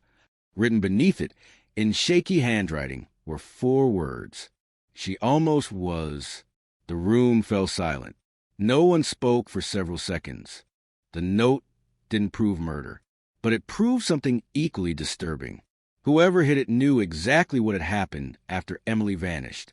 That evening, forensic analysts finished processing the canvas tarp recovered from the barn. The stains were blood, old, degraded. Barely enough remained for testing. The laboratory worked through the night. Just before dawn, the preliminary report arrived. The blood belonged to Emily Carter. For the first time since she disappeared, investigators could place her at a location other than the bridge. The barn was no longer a possibility. It was part of the crime scene. Lena pinned the report beside the confession. Every new discovery pointed in the same direction. The lies were collapsing, one piece at a time. And somewhere beyond the mountains, the final person connected to that October night might already know the investigation was closing in. The laboratory report arrived at 5:42 a.m. No one in the building was expecting good news. Lena unfolded a single sheet of paper and read it twice before saying a word. The blood recovered from the canvas tarp was consistent with Emily Carter's DNA profile. The room fell silent, not because the results solved the case, because it changed it. For decades, investigators believed Mill Creek Bridge was the final place Emily had been seen. Now they knew she had been somewhere else. The abandoned dairy barn was no longer a possible stop. It had become part of the story. Rain hammered against the windows as Lena drove back to farm. This time she wasn't interested in the barn. She wanted the ground around it. The crime scene team divided the property into precise search grids. Every square meter was photographed. Metal detectors swept slowly across the fields. Drones mapped the entire property from above. Hours passed. Nothing. Then one of the archaeologists stopped near an old oak tree 50 yards behind the barn. The soil is different. Lena walked over. What do you see? It's settled. He pointed toward a shallow depression barely visible beneath the grass. Someone dug here years ago. Excavation began immediately. Layer after layer of soil disappeared. Broken roots, old bottles, rusted wire. Nothing connected to Emily. Nearly 6 feet down, the shovel struck metal. Everyone froze. Carefully, investigators brushed away the dirt. A steel toolbox emerged from the earth. Its lock had rusted shut decades earlier. The lid was forced open in the laboratory. Inside rested a revolver wrapped in oilcloth, a leather wallet, 3 undeveloped rolls of film, and a folded map. No cash, no identification, only objects hidden with extraordinary care. The revolver was transported directly to ballistics. The wallet contained no driver's license, only faded receipts and a motel key. The map immediately drew Lena's attention. Several roads had been marked in blue ink. One location was circled repeatedly. An abandoned railroad tunnel, nearly 20 miles north of Black Ridge. Aaron studied the map. You think this matters? Lena nodded. If someone buried this box. They wanted it found? She shook her head. They wanted it forgotten. Before sunrise the next morning, the task force entered the old tunnel. Cold air drifted from the darkness. Water echoed somewhere deep inside. Flashlights swept across cracked concrete walls covered with decades of graffiti. Nothing suggested the place had anything to do with Emily Carter until Detective Mills found fresh scrape marks on the floor. Not recent. Old. Parallel, as though something heavy had once been dragged deeper into the tunnel. They followed the marks. Nearly 300 feet inside, the tunnel widened into an abandoned maintenance chamber. Dust covered everything, except one corner. The ground there looked disturbed. Again, archaeologists began digging. 40 minutes later, they uncovered another wooden crate, smaller than the cedar chest. This one carried no writing, no lock, only water damage. Inside lay dozens of cassette tapes, each labeled by date. Some stretched back more than 40 years. One label stopped Lena cold. October 14th, 1987. The forensic audio team worked through the night. The tape hissed as it began to play. At first there was only static. Then music, laughter, the Harvest Festival. A voice said quietly, "She's leaving." Another answered, "Wait until she reaches the bridge." The room went completely still. The recording continued. Footsteps. Then a truck engine. Then silence. Abruptly, the tape ended. No names. No faces. Only voices carried through darkness. Lena rewound it and listened again. One sentence refused to leave her mind. Wait until she reaches the bridge. That wasn't panic. It wasn't chance. Someone had expected Emily to be there. Someone had planned ahead. The investigation had crossed another line.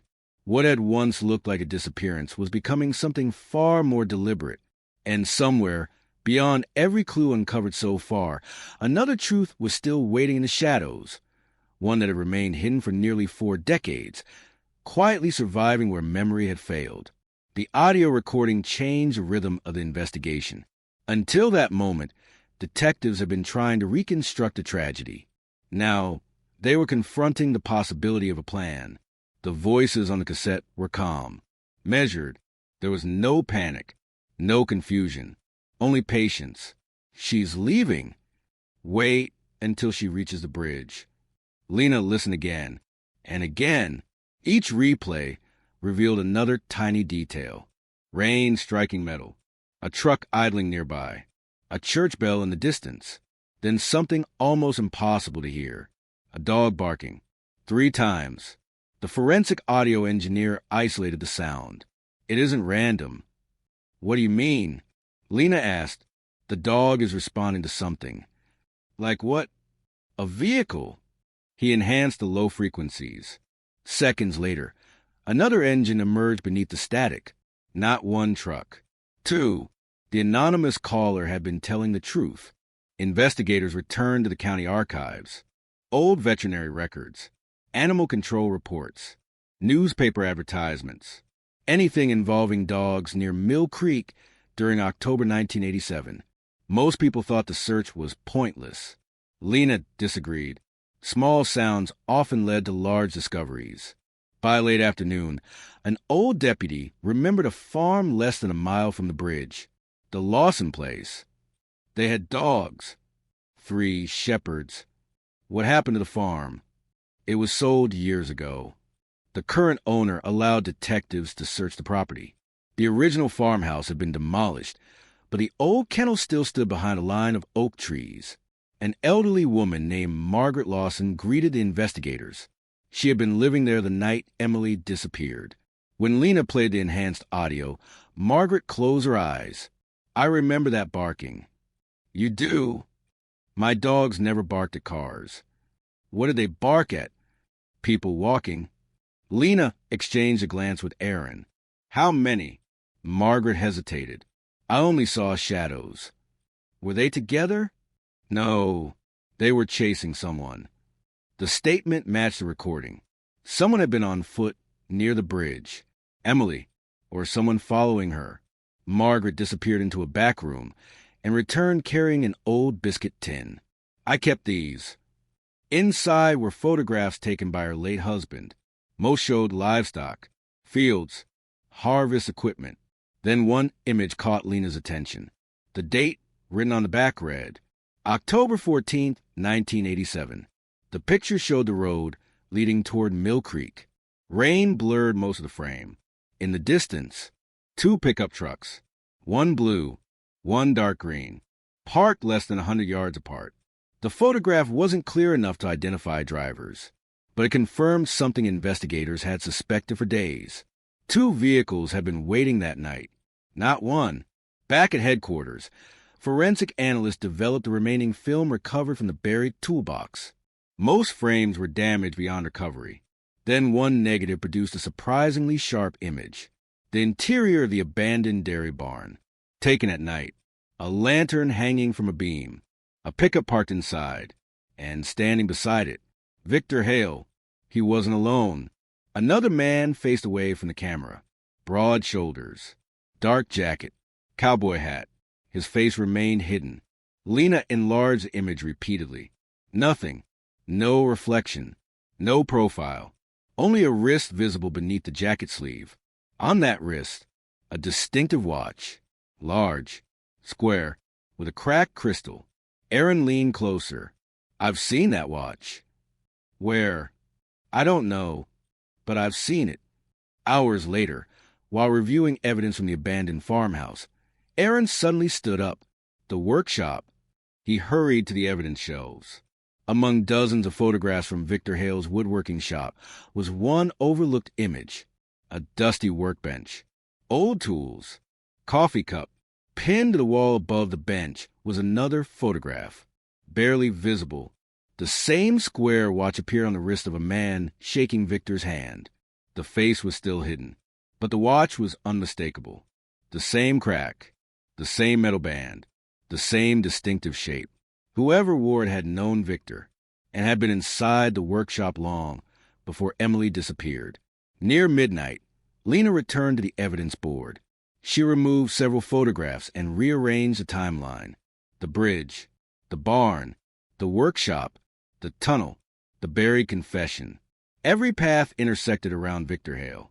Yet every new clue suggested he had never acted alone.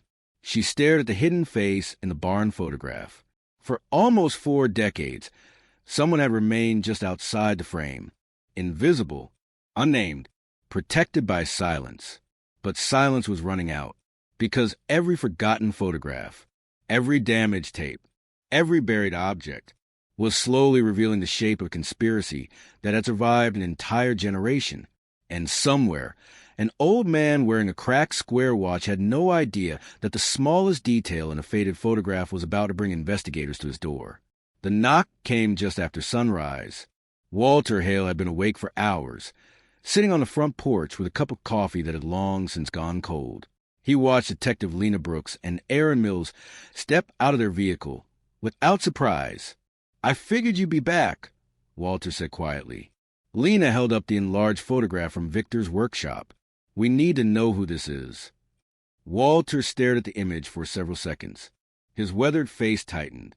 "I hope that picture was gone. So you recognize him?" Walter nodded once. His name was Owen Rourke. The name settled over the porch like a storm cloud. "Who was he?" Lena asked. "Victor's business partner. We searched every company record. His name wasn't there."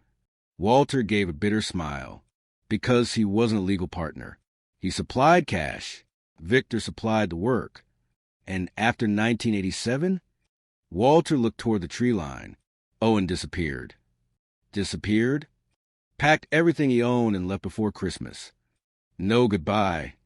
No forwarding address. No phone calls. Nothing."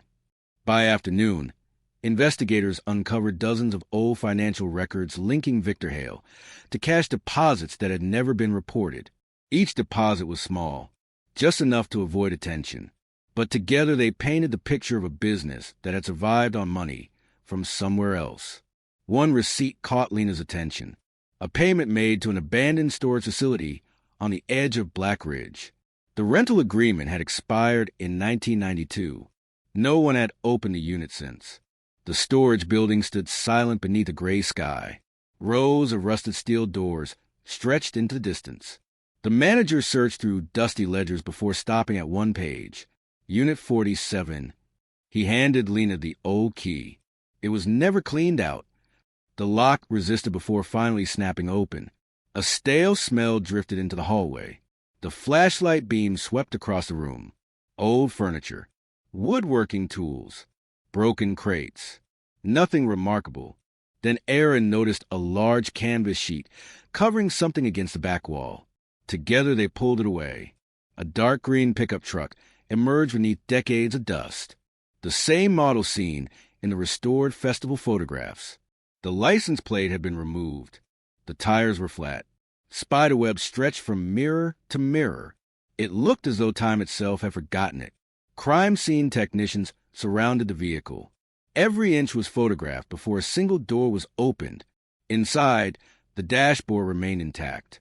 A faded road map rested on the passenger seat. The ignition still held a key. Lena carefully opened the glove compartment. Inside lay a small cassette recorder. Beside it sat a folded piece of paper. Only one sentence had been written.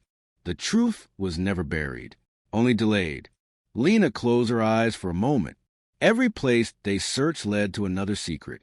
Every secret led to another forgotten room. And somewhere beyond the walls of that silent storage unit, Owen Rourke was no longer just a missing name. He had become the last shadow standing between the investigators and the full story of what happened on that cold October night. The storage unit remained sealed until every inch had been photographed. Detective Lena Brooks stood just outside the yellow tape, while crime scene technicians worked under portable floodlights. Dust drifted to the cold air each time another evidence box was lifted from the floor. The abandoned pickup truck dominated the room, but it wasn't the only thing that had survived the decades. Behind a stack of warped wooden crates, an investigator found a steel filing cabinet bolted to the concrete wall. 3 drawers, 2 empty, 1 locked. The lock was old enough to snap under the pressure of a pry bar. Inside rested a single leather-bound notebook wrapped in wax paper. The cover carried no title, no initials, nothing except a deep scratch running diagonally across the leather. Lena opened it carefully. The handwriting was neat, measured. Every page was dated. Most entries described furniture orders, timber deliveries, customer addresses, and expenses. Ordinary records from an ordinary craftsman. Then the dates reached October 1987. The writing changed. Shorter, more hurried. The ink pressed so deeply into the paper that several pages had nearly torn. October 9th. He says everything is arranged. October 11th. I don't like the plan anymore. October 13th. Too late to stop now. The final entry before the blank pages contained only one sentence. Tomorrow night changes everything. Lena slowly closed the notebook. Whatever had happened on the night Emily disappeared. It hadn't begun that evening. It had begun days earlier. Aaron carried another evidence box into the temporary command center. You should see this. Inside were dozens of invoices from Harper and Sons Custom Furniture. At first glance, they appeared routine, until Lena noticed the delivery locations. Every address fell within Black Ridge County, except one, a remote hunting cabin nearly 40 miles into the mountains. The cabin had belonged to Owen Rourke. No tax payments had been made since 1992. No utilities. No registered owner after his disappearance. The property had simply vanished from everyone's attention. Lena looked up. We're going. The drive into the mountains took almost 2 hours. The road narrowed into gravel before disappearing altogether beneath fallen leaves. Pine trees crowded both sides of the trail, blocking most of the afternoon sunlight. By the time the investigators reached the cabin, the forest had become unnaturally quiet. The building leaned slightly to one side. Its porch had partially collapsed. One window remained intact. The rest were broken, locked. A search warrant made the decision easy. The old was splintered under the first strike. Cold air rolled out from inside. The cabin smelled of damp timber and dust. Furniture remained exactly where it had been left. A stone fireplace, a narrow dining table, a bookshelf filled with hunting magazines from the late 1980s. Nothing suggested anyone had lived there in years. Then Lena noticed something odd. The fireplace contained no ash, not even a trace. For a cabin abandoned decades earlier, it looked strangely clean. Too clean. She knelt beside the stone hearth. One brick shifted beneath her hand. Another moved. Behind them lay a narrow compartment hidden inside the chimney. Aaron reached in and removed a cloth bundle. Inside was an old pocket watch, a ring, and another envelope. This one had never been sealed. The paper unfolded easily. The handwriting matched the notebook found in the storage unit. If anyone finds this, understand one thing. I want to tell the truth long before I found the courage. No signature, only another page. Victor believed silence would save us. He was wrong. Lena read the words twice, then carefully returned the letter to its evidence sleeve. The notebook, the letter, the hidden compartment. Someone had been preparing to confess years before the cedar chest was ever buried, but something had stopped them, or someone. Outside, the wind picked up, pushing through the pine trees with a low, haunting sound. Aaron stepped onto the porch, scanning the tree line. Lena! She joined him. What is it? He pointed toward the muddy trail leading away from the cabin. Fresh tire tracks. Not decades old. Fresh. Someone else had been there recently. Someone had reached the cabin before the investigators, and judging by the direction of the tracks, they had left in a hurry. Lena looked back toward the silent cabin. For years, the place had hidden forgotten memories. Now it carried something far more dangerous. Proof that the past was no longer buried. Someone still living knew exactly what those letters meant, and whoever they were, they had just realized they weren't the only ones searching for the truth. The tire tracks cut through the wet earth like fresh scars. Lena crouched beside them, running a flashlight along the impressions.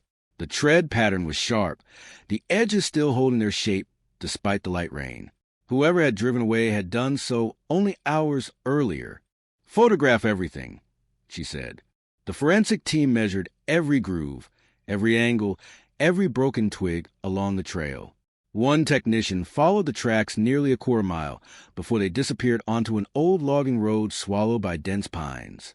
Whoever had visited the cabin knew exactly how to avoid the main highways. They were watching, Aaron said quietly. Lena nodded. They knew this place mattered before we did.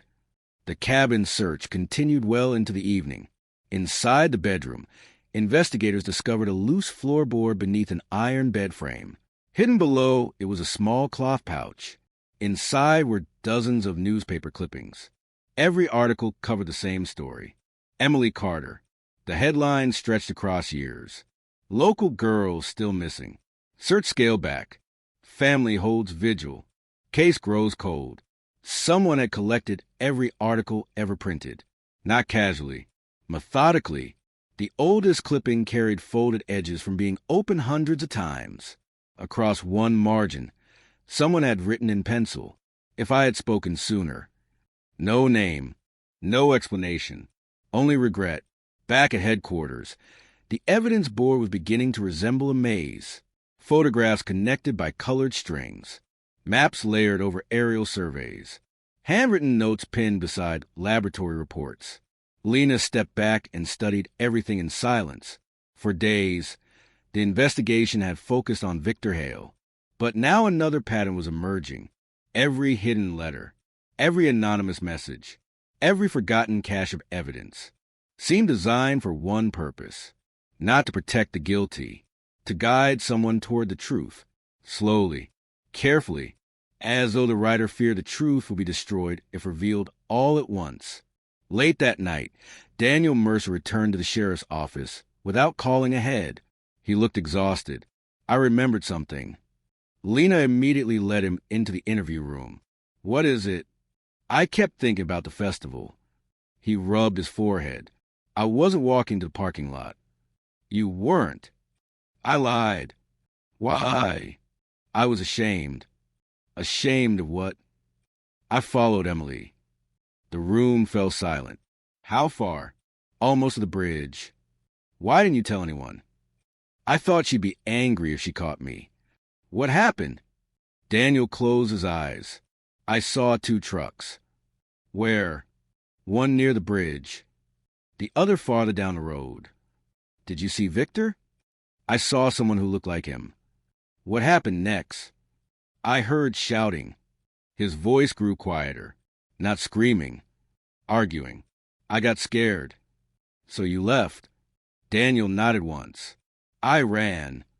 Lena didn't speak for several seconds. People often believe memory disappeared with time. In reality, memory hid. Sometimes all it needed was permission to return. The next morning brought another surprise. A retired surveyor named Frank Ellison walked into the sheriff's office, carrying a long cardboard tube. I think these belong to you. Inside were original land surveys completed in 1986. Large-scale maps of Black Ridge County, before several roads had been rerouted. One abandoned access road immediately caught Lena's attention. It connected Mill Creek Bridge, the dairy farm, Victor Hale's workshop, and Owen Rourke's mountain cabin. A single forgotten road linked every important location. It no longer appeared on modern maps. Nature had reclaimed it. But in 1987, it had been the fastest route between all 4 places. Aaron stared at the map, so they never needed the highway. Lena slowly nodded.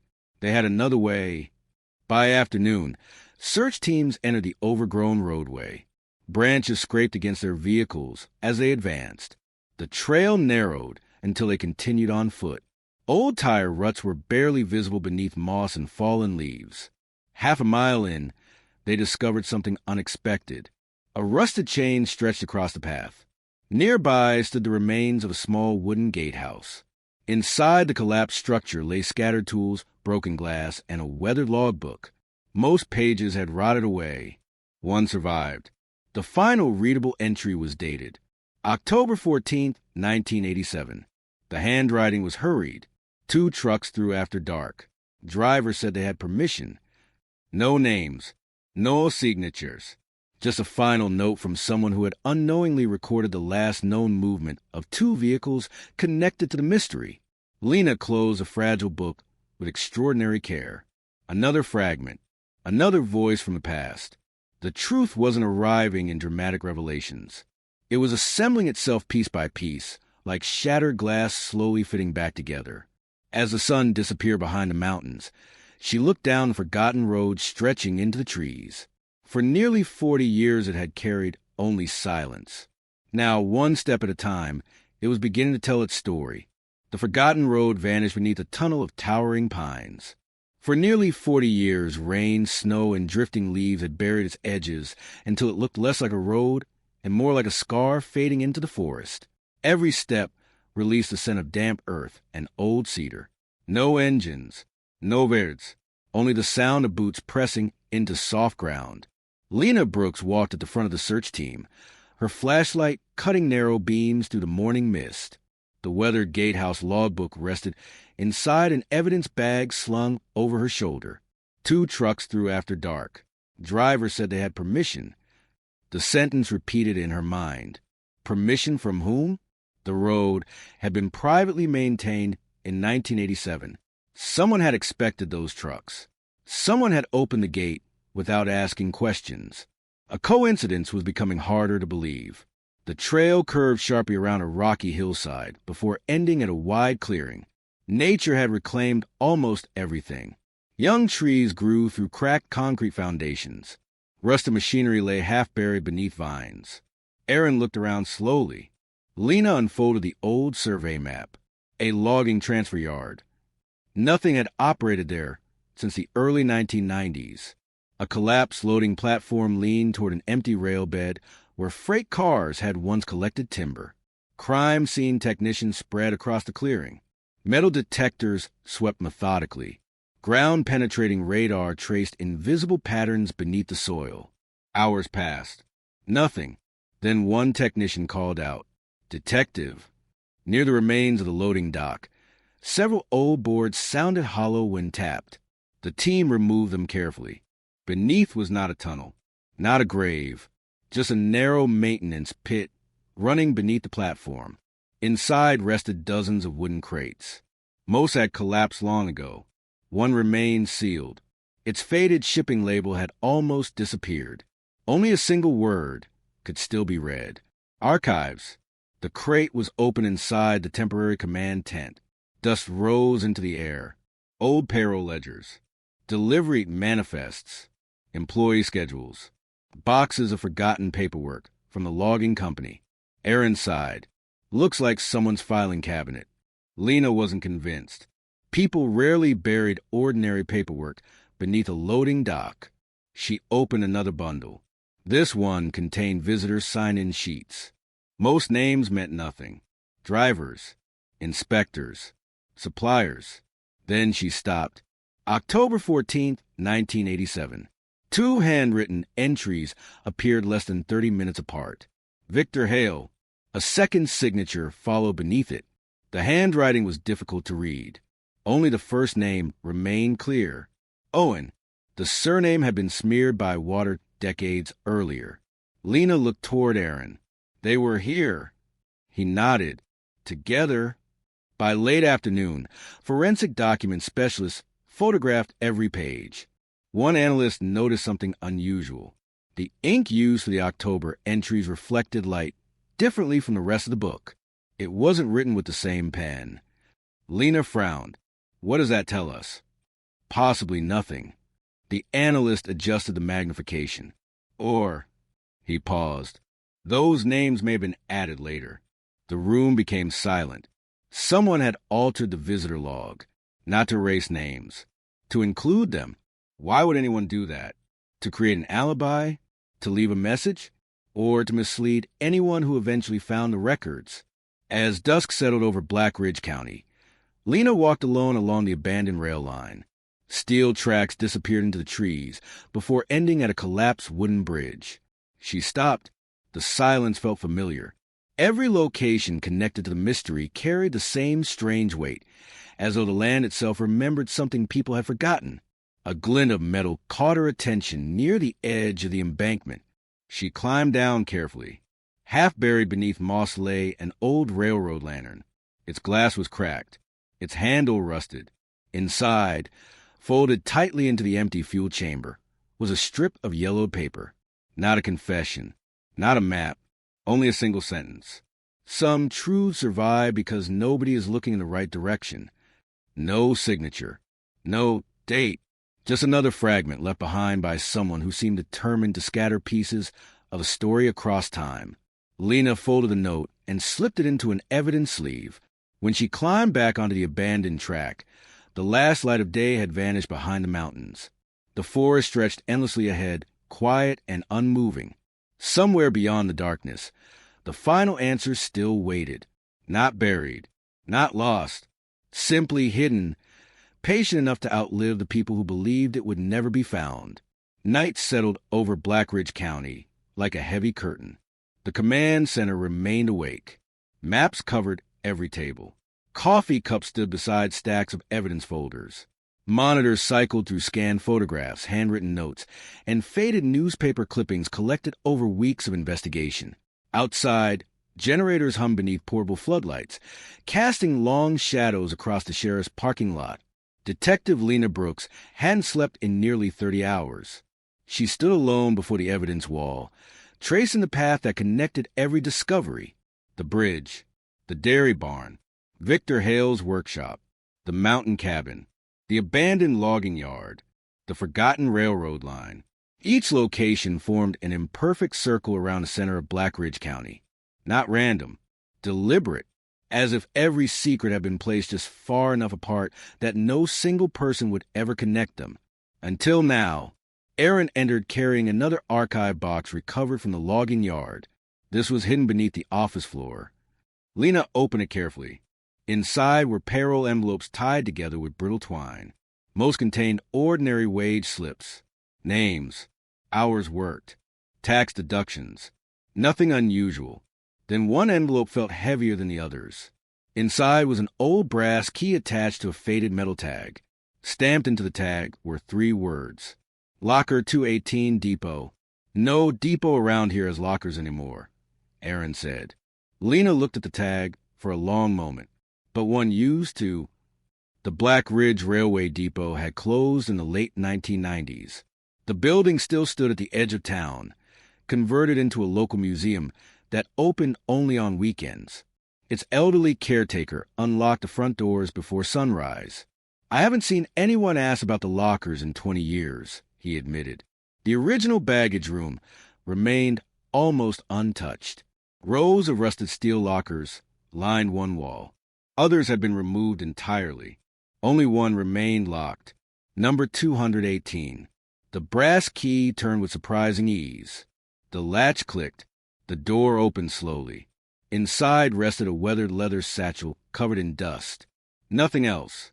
Crime scene technicians photographed every angle before lifting it onto a clean table. The satchel contained old notebooks, receipts, a disposable camera, and a cassette labeled only with the word practice. The disposable camera still held undeveloped film.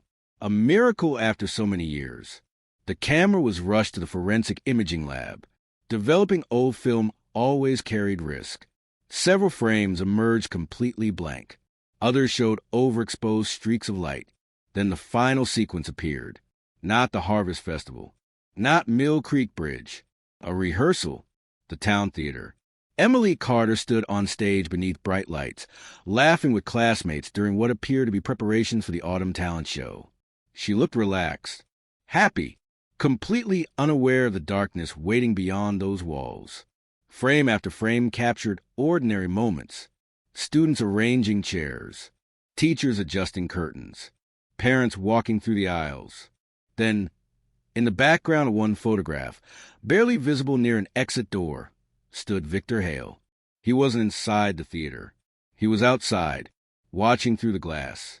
The image was grainy, his face partly hidden by reflections, but there was no mistaking the scar crossing his eyebrow. Lena stared at the enlargement. Victor hadn't first noticed Emily at the Harvest Festival. He had been watching her days earlier. Meanwhile, the cassette from Locker 218 was restored. The recording began with soft piano music. Someone practicing for the school performance. Children laughing. A teacher giving directions. Then the recorder was switched off. A second recording began several minutes later. 2 adult voices. Neither could be clearly identified. Leave it alone. Too late. Did she knows enough already? Silence followed. Then footsteps. The tape clicked and ended. Aaron leaned back. They never mentioned names. Lena nodded, but they weren't talking about furniture. That afternoon, technicians examined the satchel itself. Hidden inside the lining, stitched so carefully it was almost invisible, they discovered another folded page.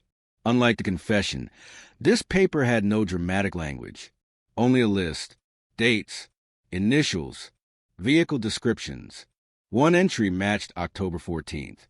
Next to it, someone had written, blue pickup, green pickup, meet after festival. No location, no explanation, just enough to suggest planning, not enough to reveal purpose. Lena placed the page beside the growing timeline. Every clue continued pointing toward coordination rather than coincidence. As evening approached, the task force gathered around a large county map. Red pins marked every recovered item. Blue pins marked every confirmed sighting. Yellow pins marked anonymous discoveries. From a distance, the pattern resembled spokes radiating from a single point. Aaron looked closer. What's at the center? Lena measured the distance from each pin.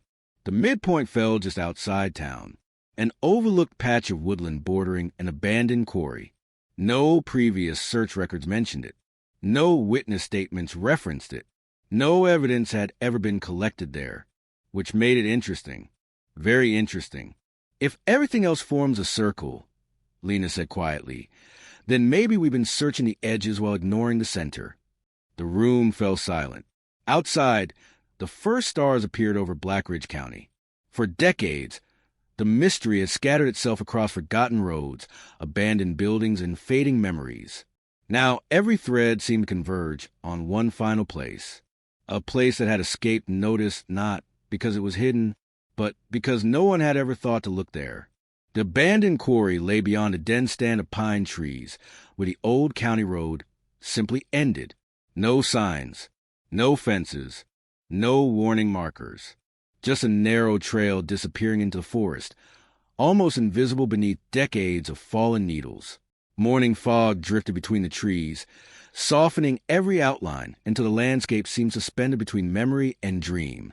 Detective Lena Brooks stepped from the lead vehicle and unfolded the county map one final time.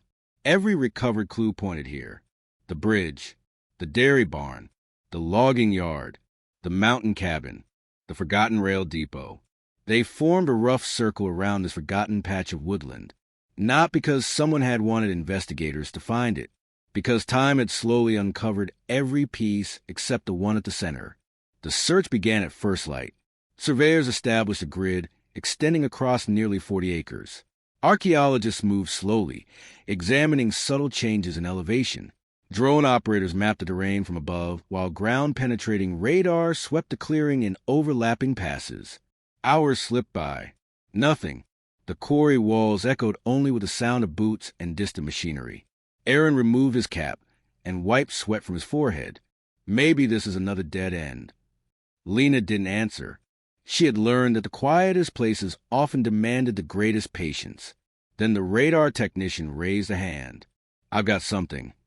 The anomaly wasn't large, just a rectangular disturbance beneath several feet of compacted earth near the edge of the quarry. Not natural. Too symmetrical. Excavation began carefully. Every layer of soil was photographed, every artifact cataloged. The entire team worked in near silence. After nearly 2 hours, a corner of weathered timber emerged from the ground. Not a coffin, not a crate. The remains of a small wooden survey marker that had collapsed decades earlier. Inside its hollow center rested a tightly sealed glass jar. Lena lifted it with both hands. The wax seal had hardened with age but remained intact. Inside the jar was a single envelope, dry, perfectly preserved. The envelope was open inside the mobile forensic tent. Unlike every previous note, this one was signed. Not by Victor Hale, not by Owen Rourke. The signature read, "Only." A witness. The handwriting matched none of the documents recovered during the investigation. Lena began reading aloud. "If this reaches anyone, then time has done what courage could not. I watch fear destroy good people and silence protect bad decisions. I should have spoken when it mattered. Instead, I convinced myself that tomorrow would be easier than today. Tomorrow became years. Years became decades." The letter never described the crime directly. It never identified a killer. It never explained every mystery. Instead, it described the burden of carrying an unbearable secret.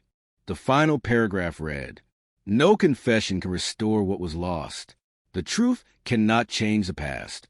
It can only free the future from repeating it." Lena folded the letter carefully. The room remained silent. Sometimes the most important answer was not a name. It was understanding why silence had endured for so long. Over the following weeks, the task force reconstructed the final timeline as completely as the surviving evidence allowed. Some questions found convincing answers. Others remained uncertain. Missing records, fading memories, and the passage of nearly 40 years had erased details that could never be recovered. The investigation no longer centered on a single dramatic revelation.